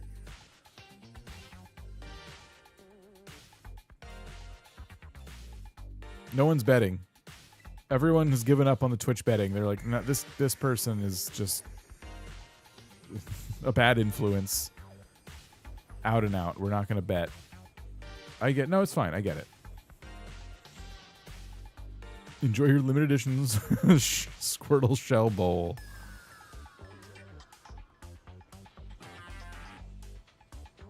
Squirtle soup is actually under my seat. I told you.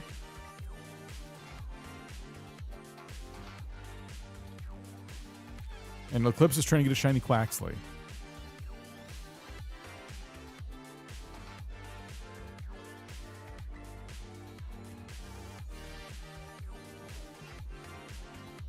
I can't believe we're almost at 700 Squirtles. This is dumb.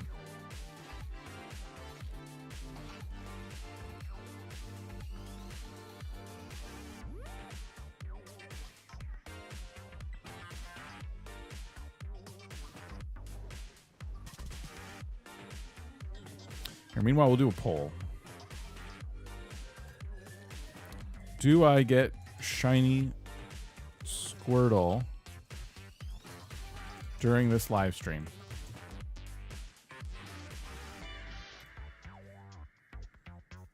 You're doing a Chikorita outbreak, 0 egg patience. That's the way to do it. Don't fall for this egg nonsense. Wow, Doubter's coming in strong on the YouTube poll right now.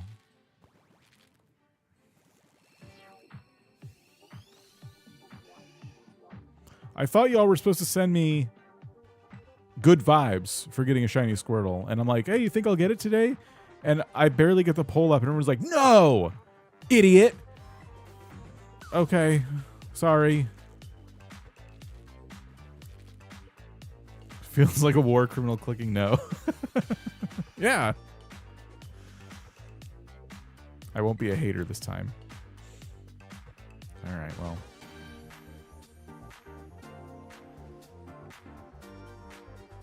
Trying to reverse psychology because my positivity didn't work before. You're gonna mess up all of the the good vibes by trying to trick them, by putting it out there that you're trying to like mess with the vibes. That was 695. Oops, hold on. All of my windows started increasing in size here. Let me try that again. 695. It's opposite day and no means yes. Now I'm confused.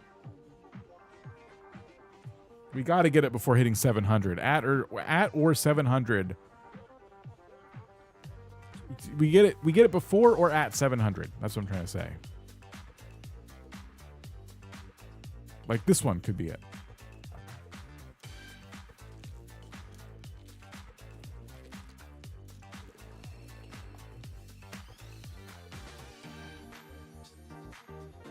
It was 777. That's more time than I'm willing to wait, but that would be pretty cool.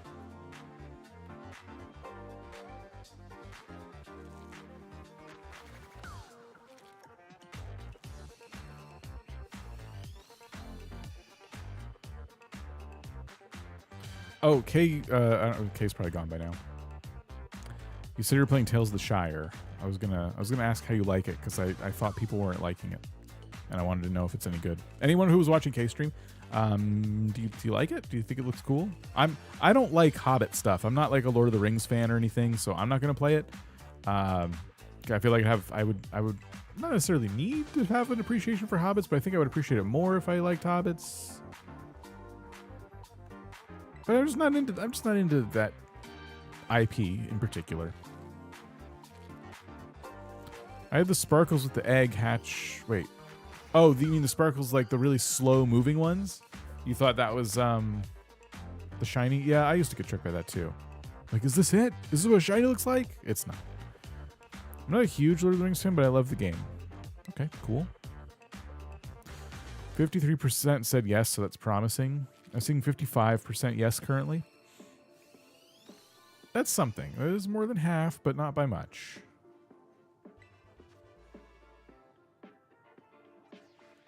Clicking all the wrong things. All right. So we did not get it at 700 Squirtles.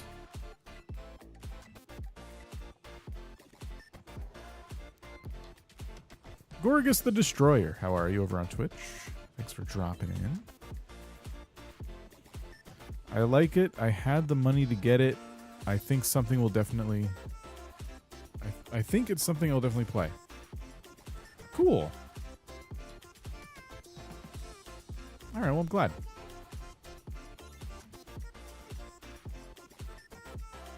Everyone's going to step on my egg. Watch out. Don't step on my shiny Squirtle. It'll ruin my clip. I'll be so mad if this is the shiny. Okay, good. Horrible camera luck there. I'm enjoying playing the game and watching the game. It's a lot of cooking and hosting dinner parties to make friends, so not everyone's jam. Okay.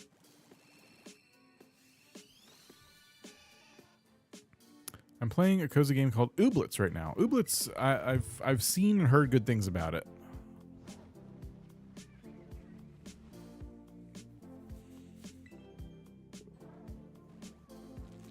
Rely the way they step on the newborn turtle.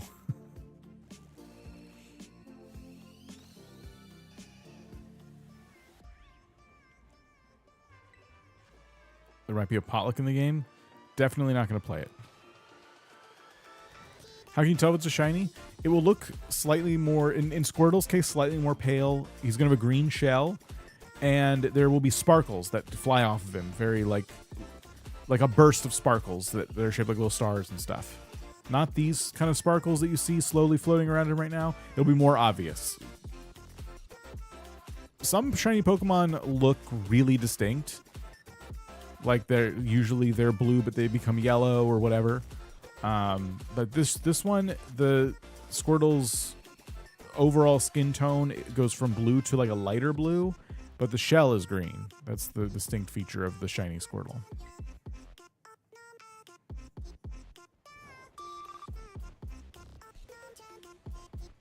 Is that it? Yeah.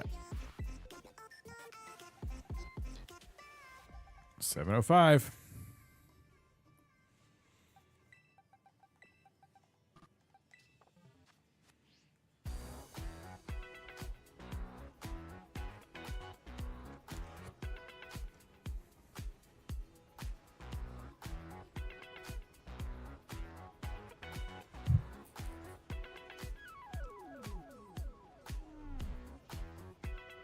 I'm wondering how long Ooblets will last. It feels kind of short so far, but I may be completely wrong. I don't know much about it.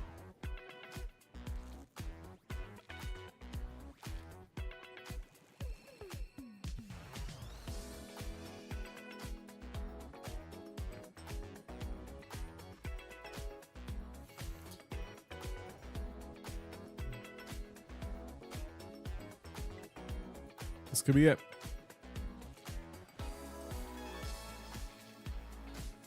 Gotta be one of these. Okay, it's not this one. But the next egg. This next egg. This could be our shiny Squirtle. This could be it.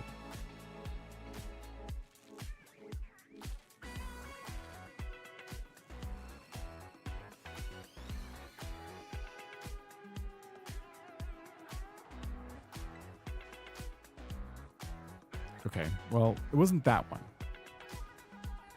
But it could be this one.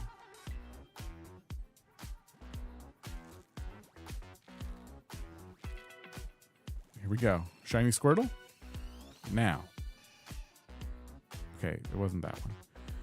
Good. Got a Switch 2 Mario Kart bundle. Ooh, congrats. 2 days ago, couldn't transfer my data to the Switch 2, so I had to make a new account and rebuy the Scarlet DLC, $31.50. I'm currently working on the Pokedex. Currently have over 1/8 of the decks registered. Congrats. That's awesome. This was the first game I like fully completed a Pokedex in. I'm sorry about your not being able to move the data over. That's frustrating. Hopefully having 2 accounts, you can make the most of it somehow. That can have its benefits.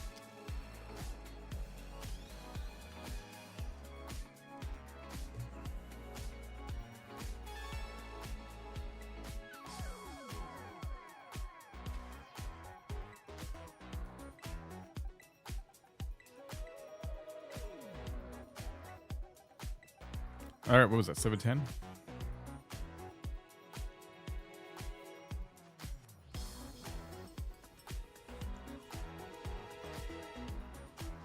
Still plenty of time on our food. It's because I lost the email for the Switch 1 account. Ooh, okay. Well, hopefully it's not all bad. Rebuying games is never fun, though. But good luck on your Pokedex.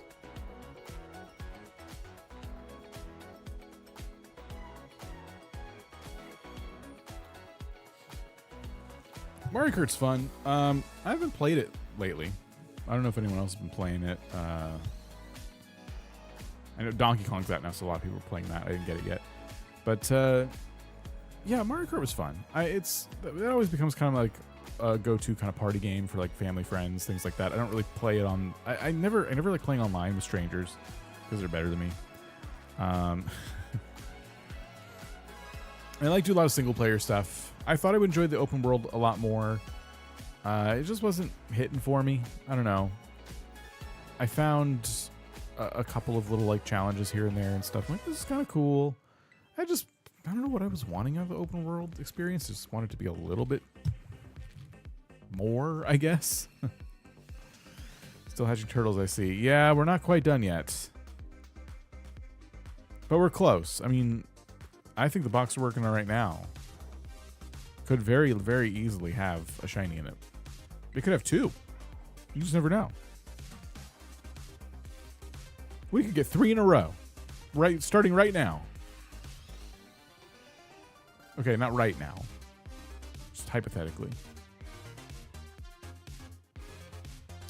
Only have 3 games I bought digitally. Pokemon Sword, Sega Ages Sonic 2, and Puyo Puyo. All their Switch games I own are physical. Oh, that's good at least. That's good. Most of mine are digital, despite being somebody who enjoys physical media. I also don't enjoy waiting for things. So I very impatiently buy new games when they come out on release. Now, because I haven't bought Donkey Kong Bonanza yet, and I'm not in a rush to play it, that one I'll probably get physical.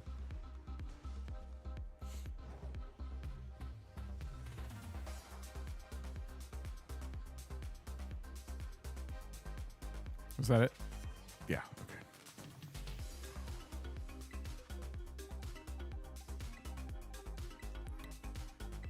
Oops, oops, oops, oops.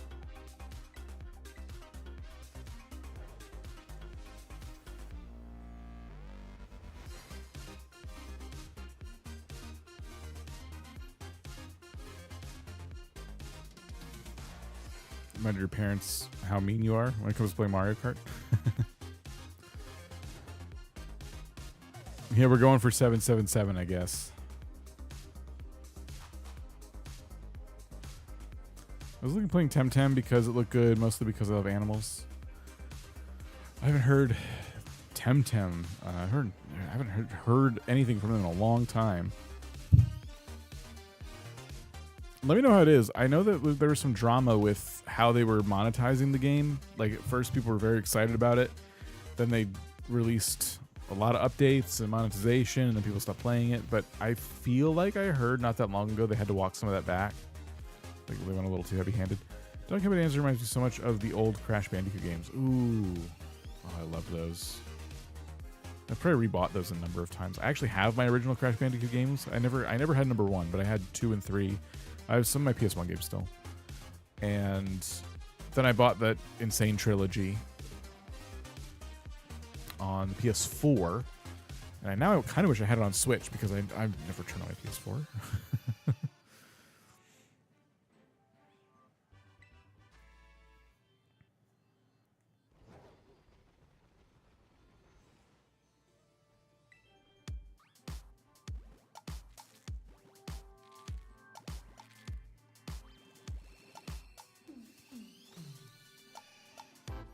I have my OG Crash and Coco action figures from the 90s. I love those games. That's cool.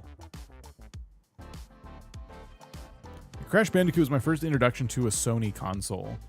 I didn't know there was something other than Nintendo at that age. And I'm like, what is this? Oh, it's Crash Bandicoot. And I thought it was so funny, like, how there was different death animations for every single possible you could. Like, I would deliberately walk into things that could kill me just to see what the death animation would be. All right, that was a no. There was some points, and at the end there was some points that were predicted. It was another no. But listen, I have good news. If you like betting points, there's a brand new prediction that just started. Will we get a Squirtle in this box? What a novel concept. We'll start with this column of eggs right here. Oh, we're at 720 now, by the way.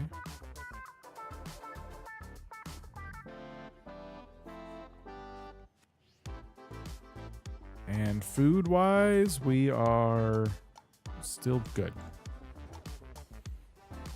All my Switch games are digital. My only hard copy game is Let's Go Eevee, and I don't play it anymore. I have Let's Go Pikachu physically. I had Skyrim and I lent it to someone and never got it back, but then I started playing it on Steam Deck and decided they could keep it.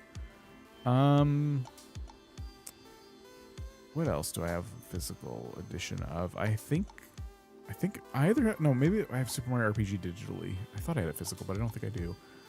There's a couple more games. I think maybe Splatoon 2. I don't know. I certainly wish I had bought all my Switch games physically, though. Especially now with game key cards.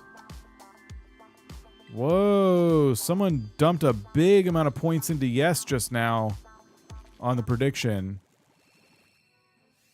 What's happened? I've never seen anyone believe that hard on this hunt so far. Oh my gosh.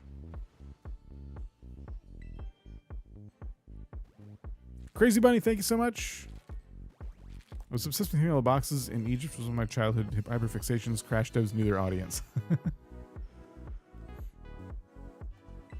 I gotta be honest. Seeing how many points just got put into yes on the prediction over on Twitch is giving me a lot of hope. Like, it's making me feel like y'all know something that I don't, and this is the time. This is going to happen now. That's locked in. Oh my gosh. At the very end, someone bumped up the nose to 10K. So there's 1,000 points on yes, but 10,000 points on no. And my hopes have been dashed. For a second, I thought we were going to get the shiny Squirtle. Thinking, wow, someone really believes in me. And at the very, very last moment, Someone else turns around and goes, please. You're not getting that. That's not happening today. Okay, well, I hope they're wrong. That's so mean to put that many points on no at the last. I was like hyped up. I was finally feeling like really good.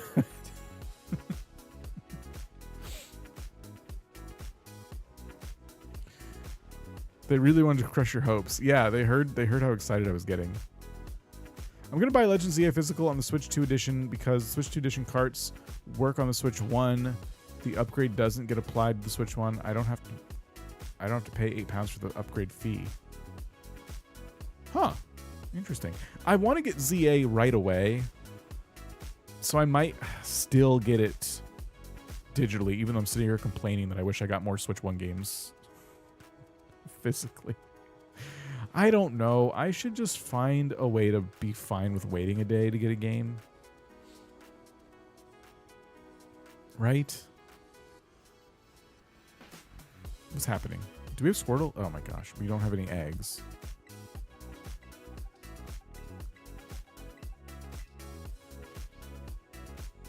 They could have gotten so many $2 recipes for that. I didn't realize someone had that many points they were sitting on like that.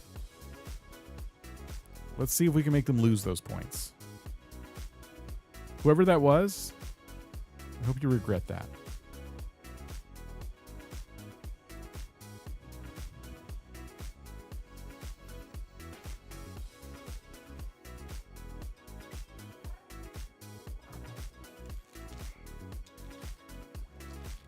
We're sure the Switch 2 carts will fit the original. That's what I'm kind of curious about, right? If it's a Switch 2 cartridge, I thought that was going to keep it from working in the Switch 1. A Switch 1 cartridge would work in the Switch 2, and then you would upgrade it from there. So you would want to buy the Switch 1 edition, right? Or no?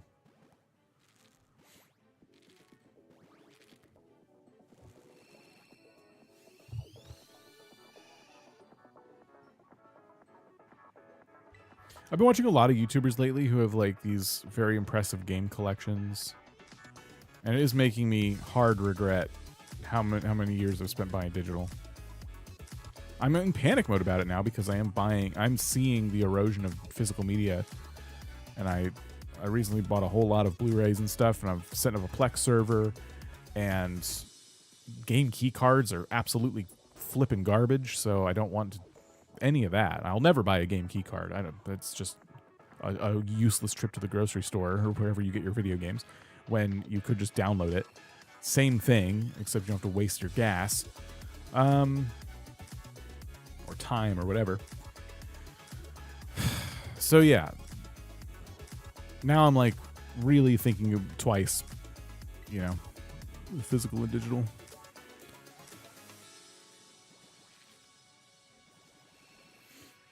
Yeah, the certain older cartridges and stuff, like what they did for Game Boy games, is like a lot of Game Boy games, like they changed the size of these obviously, but for example, I'm trying to get this to focus. Come on. See this little notch in the corner of the cartridge? Like Nintendo always has done stuff like that, where it looks like it'll fit in something, but there'll be some weird plastic notch on it or something like that to keep it from actually fitting. You get your games at a grocery store. I don't know. I was thinking like Walmart or something. Knowing me, I'd just buy it online and have it sent to me, and I'd hope that it was coming the same day or the next day. There's no notch. Yeah, I don't know if Switch 2 cartridges have anything like that. I was just saying what has happened in the past. So I wish you luck. I hope you're right that it works in the Switch 1. I haven't considered that certain games might actually be. I know Switch 1 games work in Switch 2. I've just never considered Switch if it's the other way around. Can you shave the notch off? Yeah, people have tried stuff like that, but it still doesn't read the thing.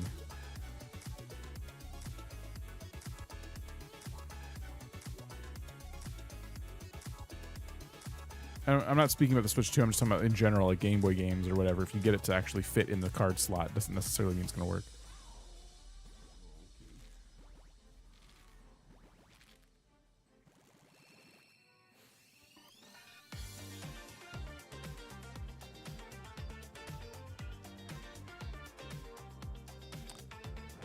Oh, please. Like, come on. Please. Squirtle, now. We have a lot of points riding on this.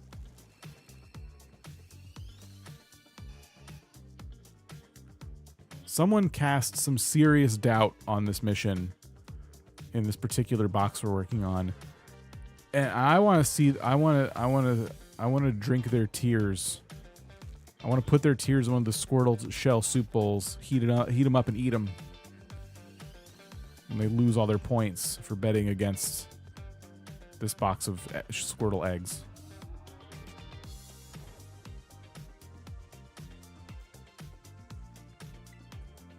I'm going to take a cast iron pot and collect the tears under your face. I'm going to put it on the stove and let them start to get to a nice boil. I'm going to season them with some garlic and some thyme and rosemary. And I'm going to take my empty Squirtle shell. Don't ask why it's empty. And I'm going to pour it in there. And I'm just...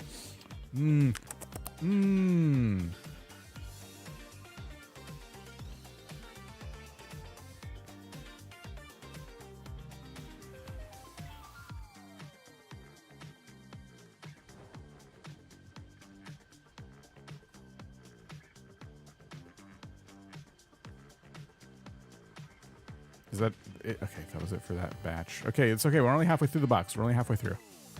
This can still happen. This can still happen. It's 7:35 now.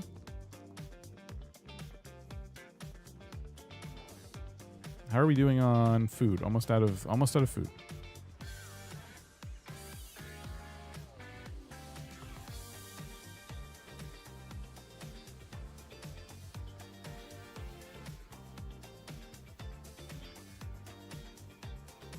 Cat fact number 173.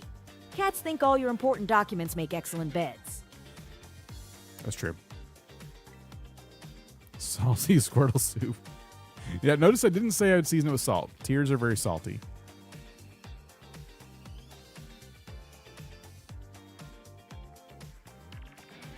As long as it isn't potluck Squirtle soup. No, yeah, that would... Not even I would take that risk. Keyboards too. You should add that.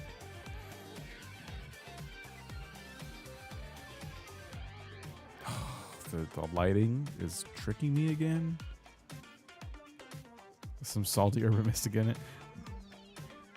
Our oldest cat thinks all documents are nice, tasty snacks. Oh, great.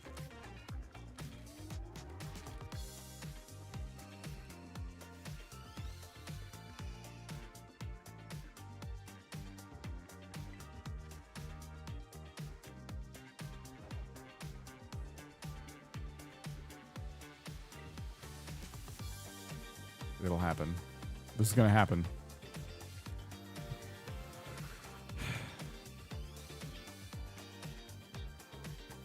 This is going to happen.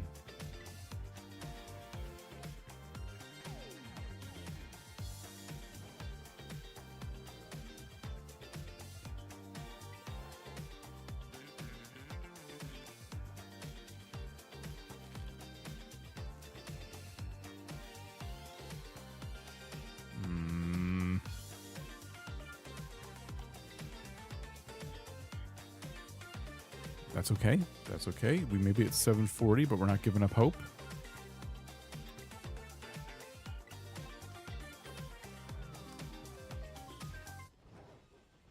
Come on, a lot of points riding on this. We need this to happen. And it's been 2 hours. That's like the perfect length for a stream for me. 2 hours.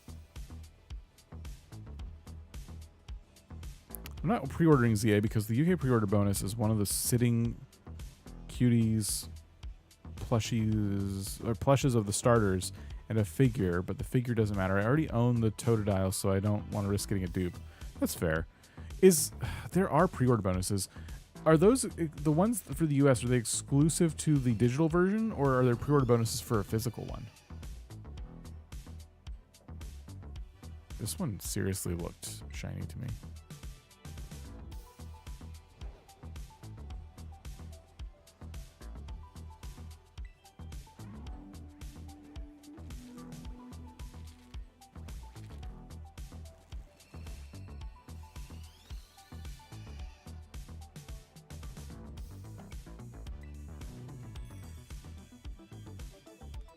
This is gonna happen for us.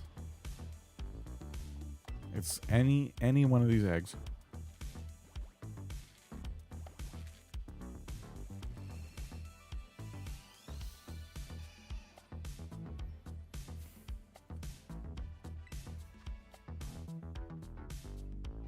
Oops.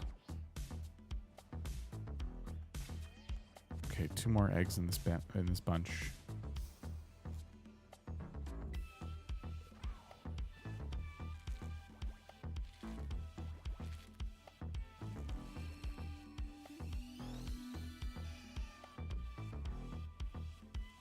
I can't tell you, like, I'm concentrating so hard because, like, for some reason I feel like that can make it finally happen. Just really like lock in. Yeah.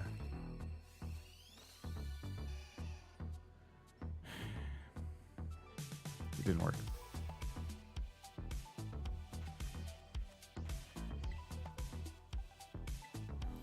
Okay. Last row here. There's so many points. I'm telling you, this needs to be shiny. Like, some snarky better with their giant amount of points. Like, we cannot let them have the satisfaction of betting against us and winning. Come on. Please, yes, give me all your turtle vibes. We need shiny turtles. Think only shiny thoughts. Come on.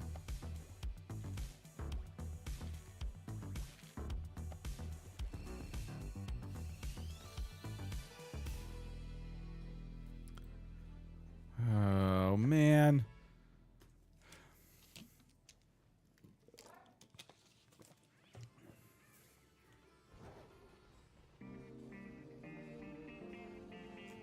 Happy shiny Squirtles. Yep.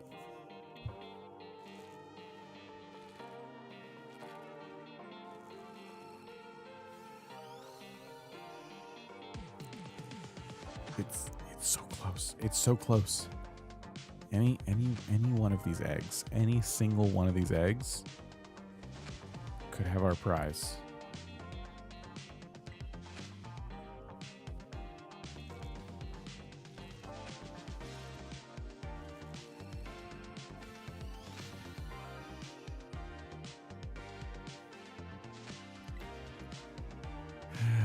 Is that it?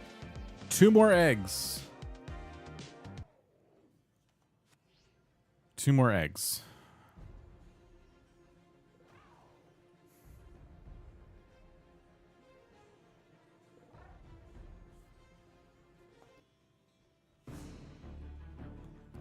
Here we go. This is happening. It's one of these. It is absolutely one of these.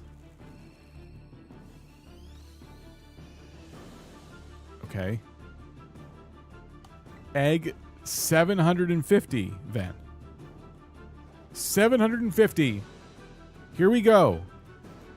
For the believers.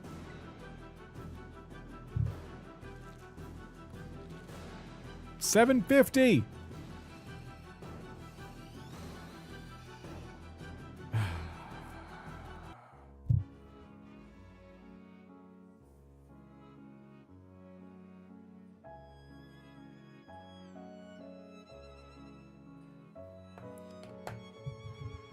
Ah!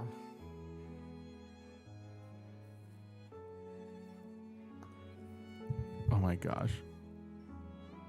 That doubter. Such a jerk. We were going to get it. I'm convinced we were going to get it. And they dropped all that bad mojo on us. Like right before we started hatching. It was so mean.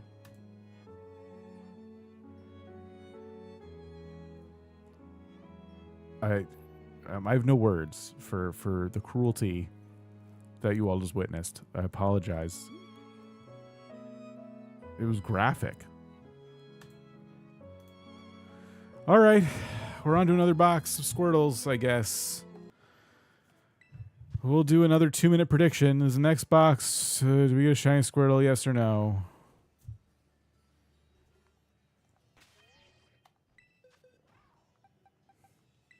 It was not me, by the way. Whoever it was best not to announce themselves, I think. I think the mod banhammers are very hungry for fresh meat. All right. Here we go. Another day, another box of Squirtle eggs. Mod steal the hater's knees. Okay, I'm seeing a lot of hope here on the yes side of things again. We have a couple thousand points in yes and only a couple hundred points in no so far. Which is nice. We got to get some food.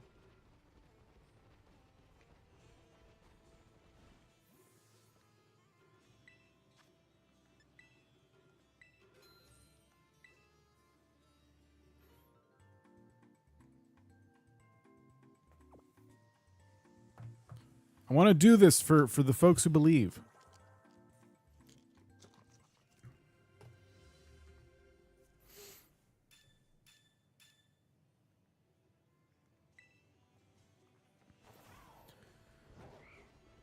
Why do you keep doing this to yourself? We still love you. Come home.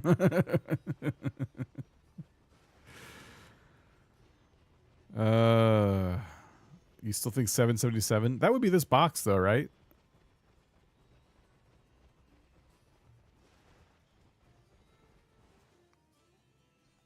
All right. It looks like we're just about locked in for yes, we get the Squirtle. I'm feeling good about that. That is a lot. It's like 5 different people thrown in points there. And no mean hater came in at the end and said that it's not happening. So we may have flipped them. They might be feeling like I think he can do it. And that's very inspiring. Even our most fervent hater, is that the word? It has backed off here because they know after 750 eggs, you're really playing with fire. So I'm feeling good. I'm feeling hyped up again. This is good. This is good. I think we managed to do it this time.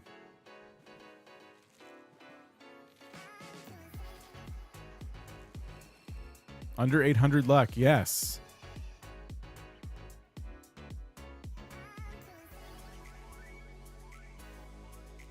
All right, let's do it.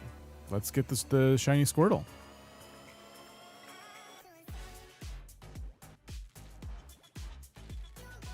We scared off the hater. Lock in, boys. I like to think we converted them. I like to think they were not into it, the previous box. And it turns out they knew something we didn't. They put all their money on it. They're like, sorry. I'm not hating. I can just see the future. And then they took some of that money and now they put it on yes.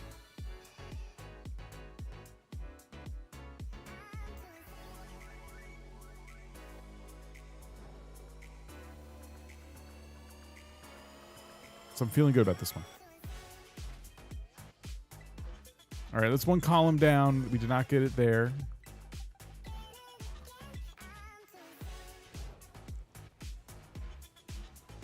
Yeah, 512 with the Masuda method. 512. We're way overdue. Way overdue.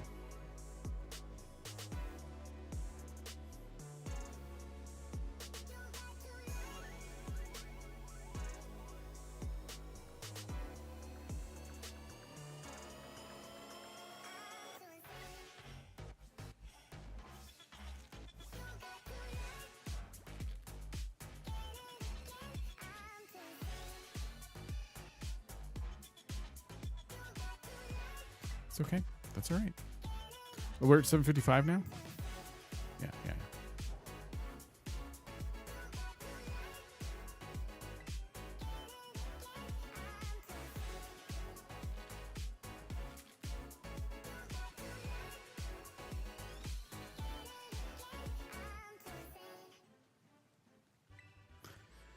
Okay, that's fine. That's fine. That's fine. That's fine.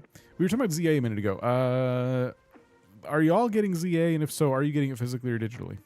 Because, yeah, I'm going to look into the pre-order bonus for physical and digital to see if they're the same, if they're different. I'll probably let that make my determination.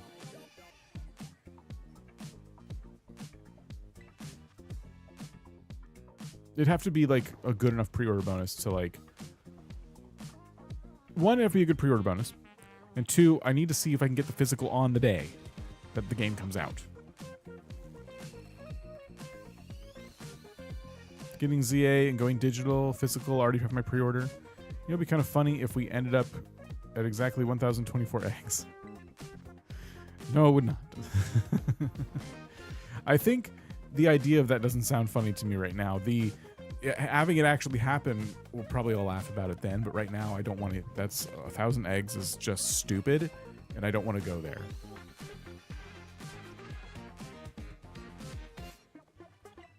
Getting it probably digital.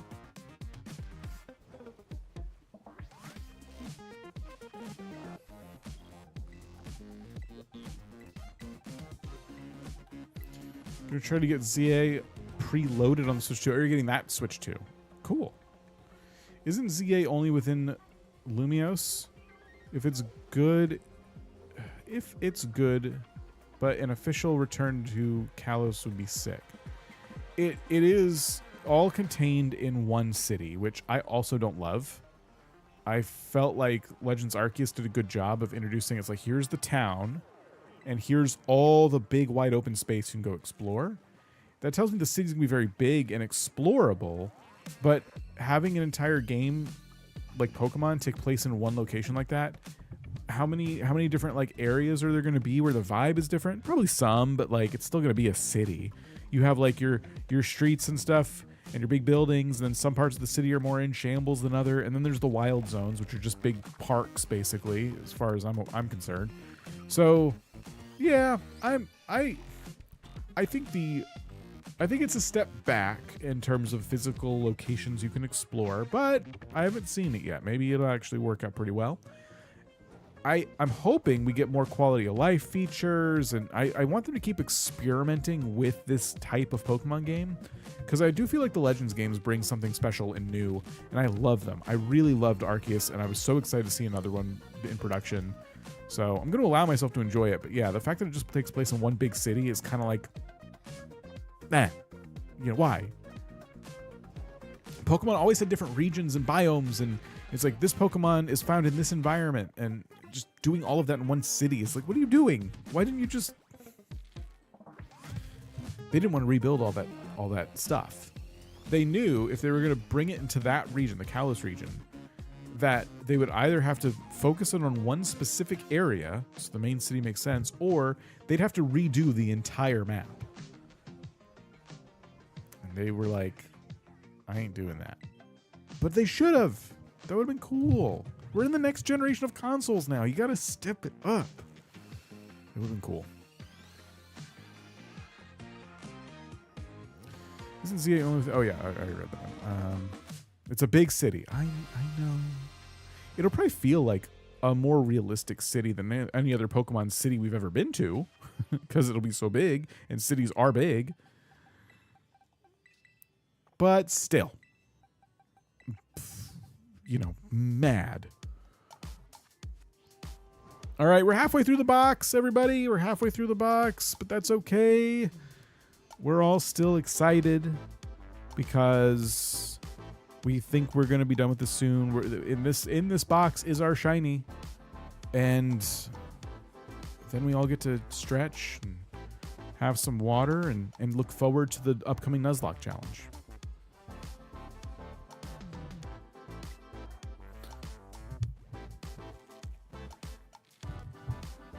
Here we go. Shiny.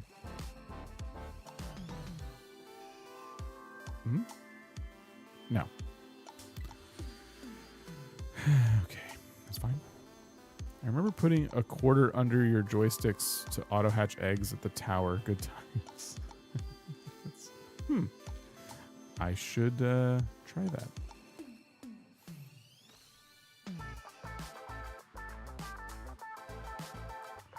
ZA is set only in Kalos, but hopefully they bring out DLC that lets you leave the city. Maybe they would. They didn't do it for Arceus, though. There wasn't DLC for Arceus. So I feel like the Legends games are smaller projects. They're always based on older stuff, older places, older sets of Pokemon. And it's just really about new gameplay mechanics. And so I can see them not doing DLC and instead focusing the development time or marketing budget or whatever it is on the next mainline Pokemon game, Gen 10. And I think Gen 10 is going to have to hit it out of the park, honestly. I mean, Gen 9 are stellar. I love Gen 9. There's a lot of people who do not. But I really, as someone who's grown up playing these games, and I missed a lot in the middle there. I played like the first couple of gens and took a very long break and came back for like X and Y. And then I've since gone back and played. But anyway, the shift in like how you play Pokemon now with this generation, I actually really love it. I feel like the older games are very replayable too, so I don't feel like anything was lost there. I think Gen 10 has to like continue stepping this format up as well, and I'm excited to see what they do. But I do think it's going to need to be kind of big. All right, I want to switch the playlist to this one. I never use this one. It's a little more chill.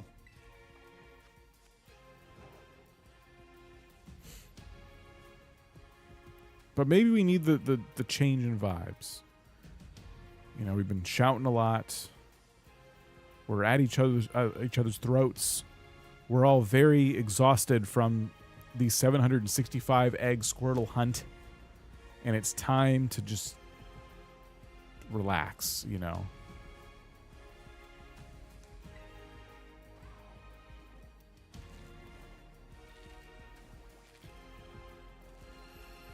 Arceus did have DLC. Massive Mass Outbreaks. Oh, I guess I wouldn't count the free like deal. When I hear DLC, I hear pay me money for big extra content drop, but I guess I should maybe count that. But it didn't open up any new areas or anything like that. So I that's what I'm arguing. I guess that would be.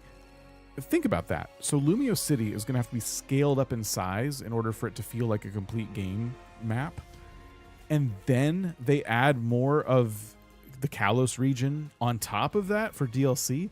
That'd be a huge map upgrade, you know? I mean, I'll take it. I don't think they would do it.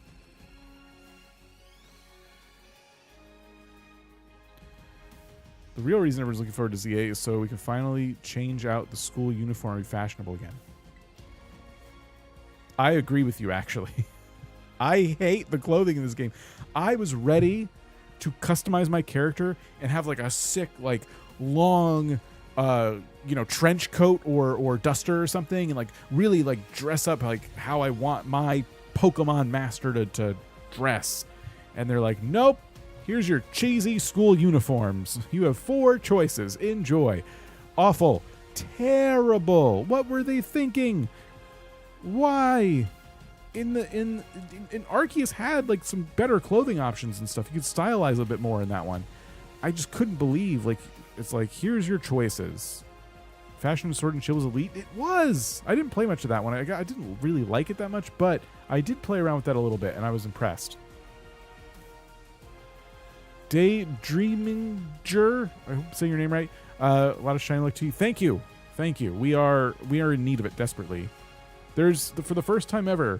Our Twitch voting has skewed the other way, and people now think this is going to happen with this box I'm working on right now.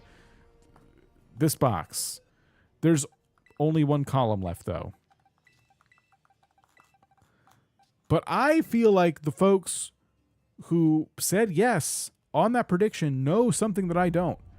For all we know, all 5 of these could be shiny. And if that's the case, then certainly one of them is. Hopefully they don't gender lock clothing. Yeah, they shouldn't do that either. That has to stop. I love customizing my trainer. That's why I love XY, Sun and Moon, etc. They took a step backwards with customization this time. Looking for Puchenia right now. Oh, good luck. Shiny? Looks like you have 2 colors of hair, so that's the case. Even more cool customization. Like, oh, 2 colors in your hair. Like, I see what you mean. Yeah, that's pretty cool. Oh, man. Okay.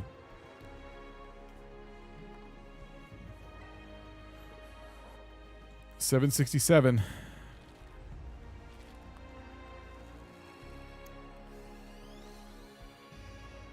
Not that one. Got ruined when I got a random shiny snow run, but not complaining. I usually search in the outbreaks for a specific shiny, and then I always get a shiny that's not part of the outbreak. It seems to happen to me all the time.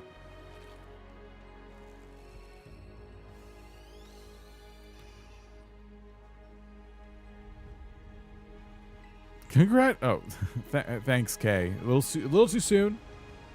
Oops. But we're close. It's got to be one of these last 2 eggs. Don't let the believers down. Please. Okay, we only have 1 more egg. I'm a little nervous, but you all, not you all, but a lot of you put a lot of points in. Yes, this is happening right now. Right now. This is it. 770 eggs later. We got our shiny Squirtle. Thanks for watching, everybody. We'll be back soon with our shiny Nuzlocke challenge. Fudge. What is happening right now? Why? Why can't we have this? Yeah, we have the shiny charm and Masuda method and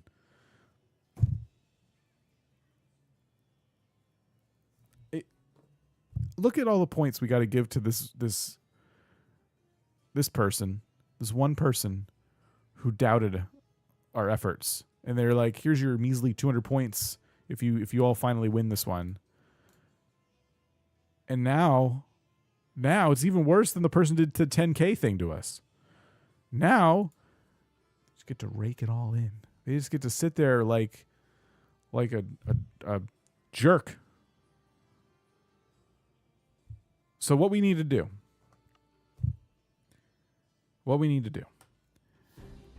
is set up another prediction for this box right here. Does this box contain our shiny Squirtle? Yes or no? You have 2 minutes. And we need your points in yes. It's time to believe that this can finally be over and we can all go to bed. Not looking good that the first thing that happened was someone put points on no. But okay, here we go. It's starting to, things are happening over there. Things are happening. All right. I'm going to get some eggs ready. I think this will be okay.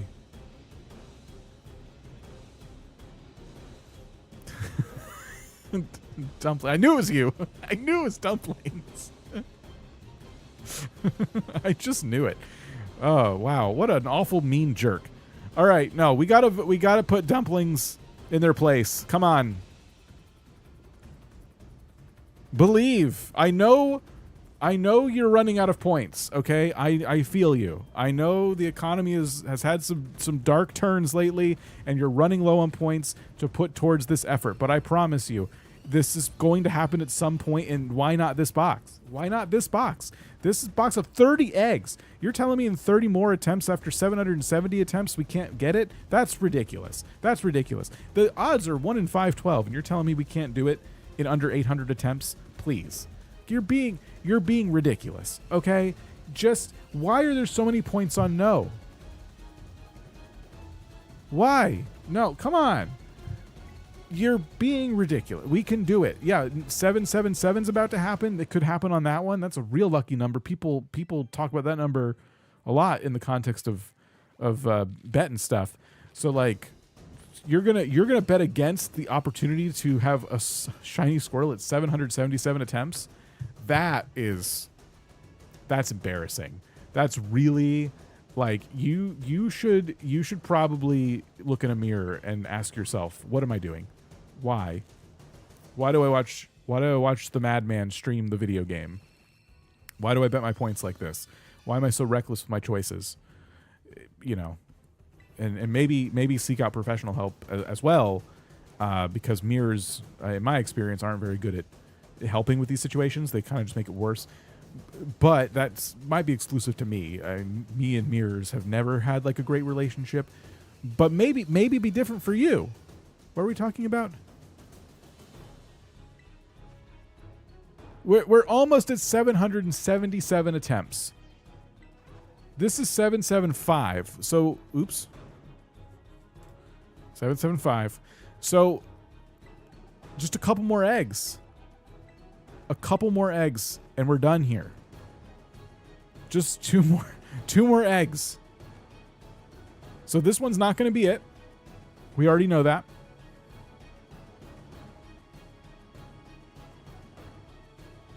Insulting your chat's definitely the way to go. They'll be fine.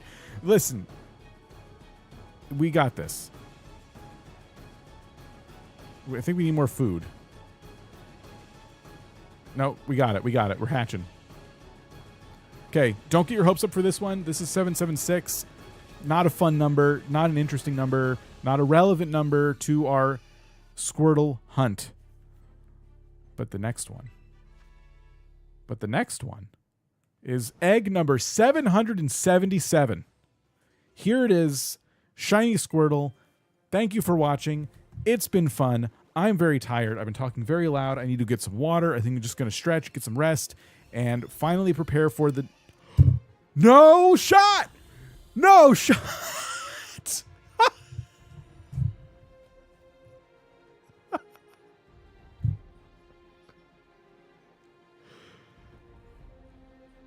Oh my God, are you kidding me?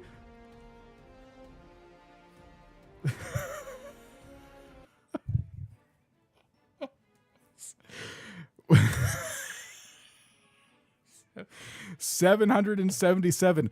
I told you, you doubting losers. Look at that. Choose outcome. Yeah. Obviously, you bet against 777. Look at you now. The egg on your face. Wow. Look at it. Look at that. It must be scripted.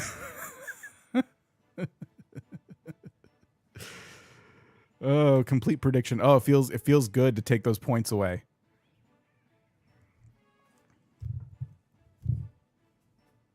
Wow.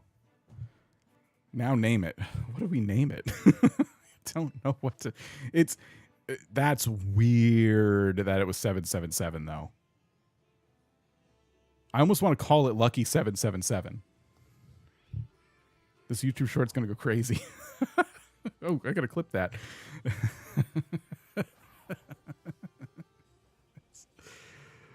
Oh, man.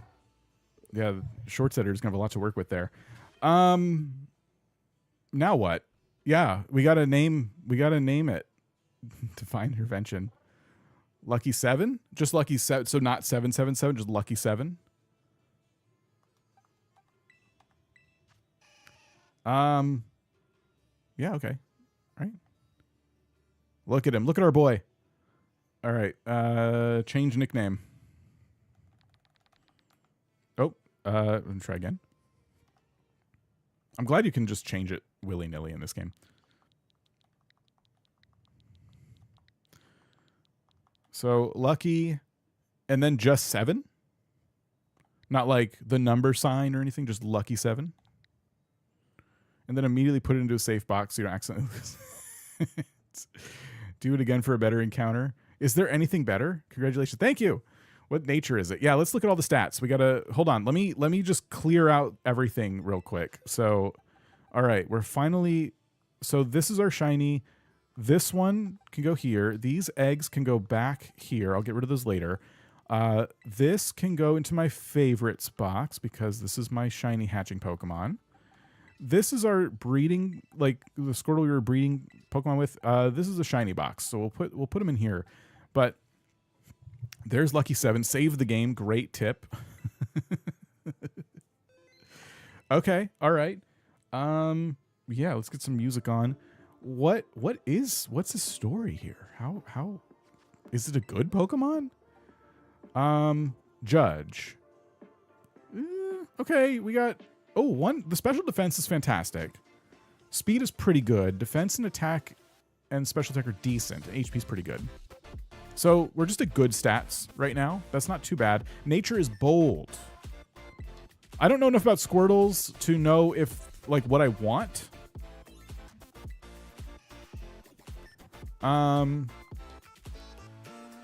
Obviously there's not gonna be any EVs or IVs yet. Or I mean effort values yet. No, there's no effort values yet. Got Tackle and Tail Whip there.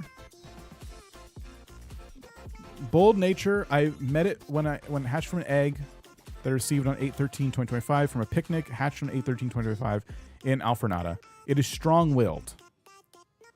Strong-willed, bold nature. That's what we want. That's what we need from our starter in our shiny Nuzlocke. What if there's another shiny in there?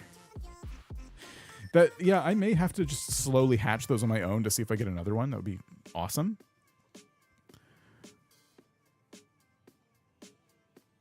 It was born to gamble. I'm so attached to Lucky 7, I can't even explain it. Losing Lucky 7 in a battle. I don't even want to battle Lucky 7 or do anything. Lucky 7 needs to stay alive forever. Because now he's going to be the leader of a party that is taking on a shiny hardcore Nuzlocke challenge. And possibly he's lucky. 888 next shiny. Oh my gosh. I can't believe that worked. That is unbelievable. Let's take him out. Let's take him out of the ball here. Well, let's be careful. Let's do this in town because I don't want him to go fight anybody and get any like EVs or anything. I don't want to cheat. Okay. Boom. There he is. Should we selfie with him? Can I do that? Hey, look over here.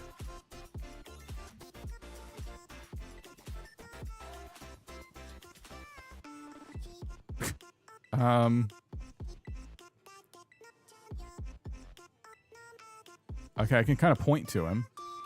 The green shell. Oh, here we go. Wait, where are you going? I hate this camera.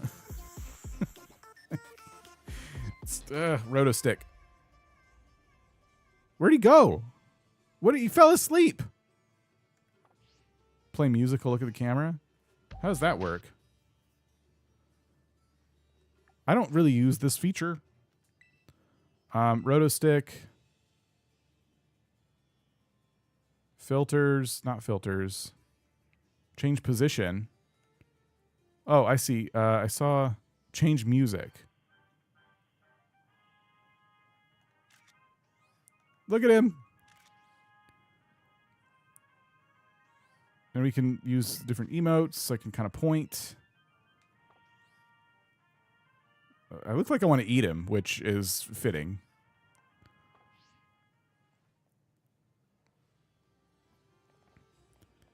Even if he dies, don't release him. Just transfer to a home. Yeah. I will just put him in the graveyard if he dies, and we'll still hold on to him forever. But during the challenge, he could die, and then we got to put him in the graveyard. I can't believe we did that. I'm still like shocked that it's over. Now we got to start the actual challenge. How many more eggs do we have? So we had this many, plus this, plus this, plus this. I was really prepared today. Why do you want shinies for Nuzlocke? Isn't that the game where you let them die if they pass out? Yeah, like I wanted to do a shiny Nuzlocke because it sounded fun. I'm really into shinies right now. It's like my new fixation with Pokemon. So doing a Nuzlocke, cool. Doing a shiny Nuzlocke, that's ridiculous. Well, good. I don't need to hatch Bulbasaur and Charmanders. Well, cool. I guess what I need to do now, hatch the rest, gamble more. I think what we need to do now is get this guy in a box so that I can get him into Pokemon Home and then get him into the other game. So I think what I'll do is take out just one of my Pokemon here and take Lucky 7, put you right there, and actually put Lucky 7 at the corner of the shiny box right here. So we know it's a shiny. We don't accidentally get rid of it or anything. And the plan is to take Lucky 7, put him in Home. I have to finish the playthrough I'm working on in Pokemon Violet, which I'm very close to being done. All I'm trying to do is just finish. I'm doing a living dex in Pokemon Home, and there's like 2 more Pokemon I need. So I'm at like the end of the game, and I just got to go get them real quick. I will then delete that save file, and when we stream again, we officially start the challenge. I will have the rules listed in the description, and we'll do all that stuff. We'll see where we get to. I'm scared. Because he's level 1, and I think they start at like 3 or 5 usually, the starter. So we have to, like, first and foremost, we have to protect him at all costs. We need to get him leveled up somehow without cheating. So one of my ideas was to just run around a lot and try to find like items on the ground. But the scary part about running around a lot in this game is that you can accidentally bump into a Pokemon, and then they send out Lucky 7 because you got to send someone out for battle, and you try to run and you wasted your turn trying to run. You can't run because the Pokemon's too high of a level and it's not, it's not letting you go. And boom, Lucky 7's done. So really what we want to do is find our next shiny like right away so we can protect Lucky 7 and have a better chance at like actually winning some battles. Maybe that Pokemon kind of leads the pack for a little bit to try and shovel some XP at Lucky 7. Rule number 1, Lucky 7 can't die. Yeah. I'm nervous. I'm very nervous for going into this with a level 1 Pokemon. We talked a little about maybe using rare candies in this save to just like train them up to that more proper starter level. But that just feels like cheating. I just don't want to do that. I want to find the rare candies in the new save file if that's what we're going to do. Or, like I said, we train by like just battling or whatever. So I'm nervous. Pokemon hard mode. Pretty much. But yeah. It was a wild ride. The turtle has been acquired. I'm getting sleepy. I'm going to head out. Mudkip, thank you. I want to thank our Twitch bettors who risked a lot of points there.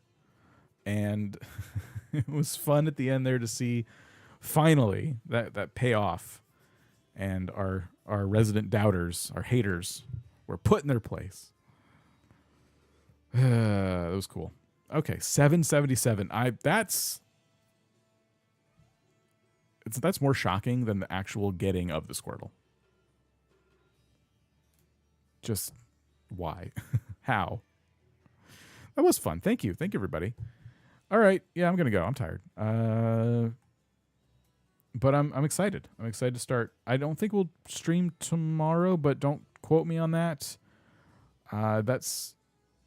It's a thing we might do. But if not, then Friday. I think we start at Friday. And yeah. Okay. Well, that's it. I'm going to go. Thanks, everybody. I'm going to sleep or something. Or eat. Or I don't know. Whatever it is that I do. Thanks for turning out tonight. Thank you, Busy. Thanks for modding. We'll see y'all later. I feel like there's something else I was going to say. That's why I'm stalling, but I cannot remember for the life of me. So, all right. I guess it's goodbye. So, goodbye.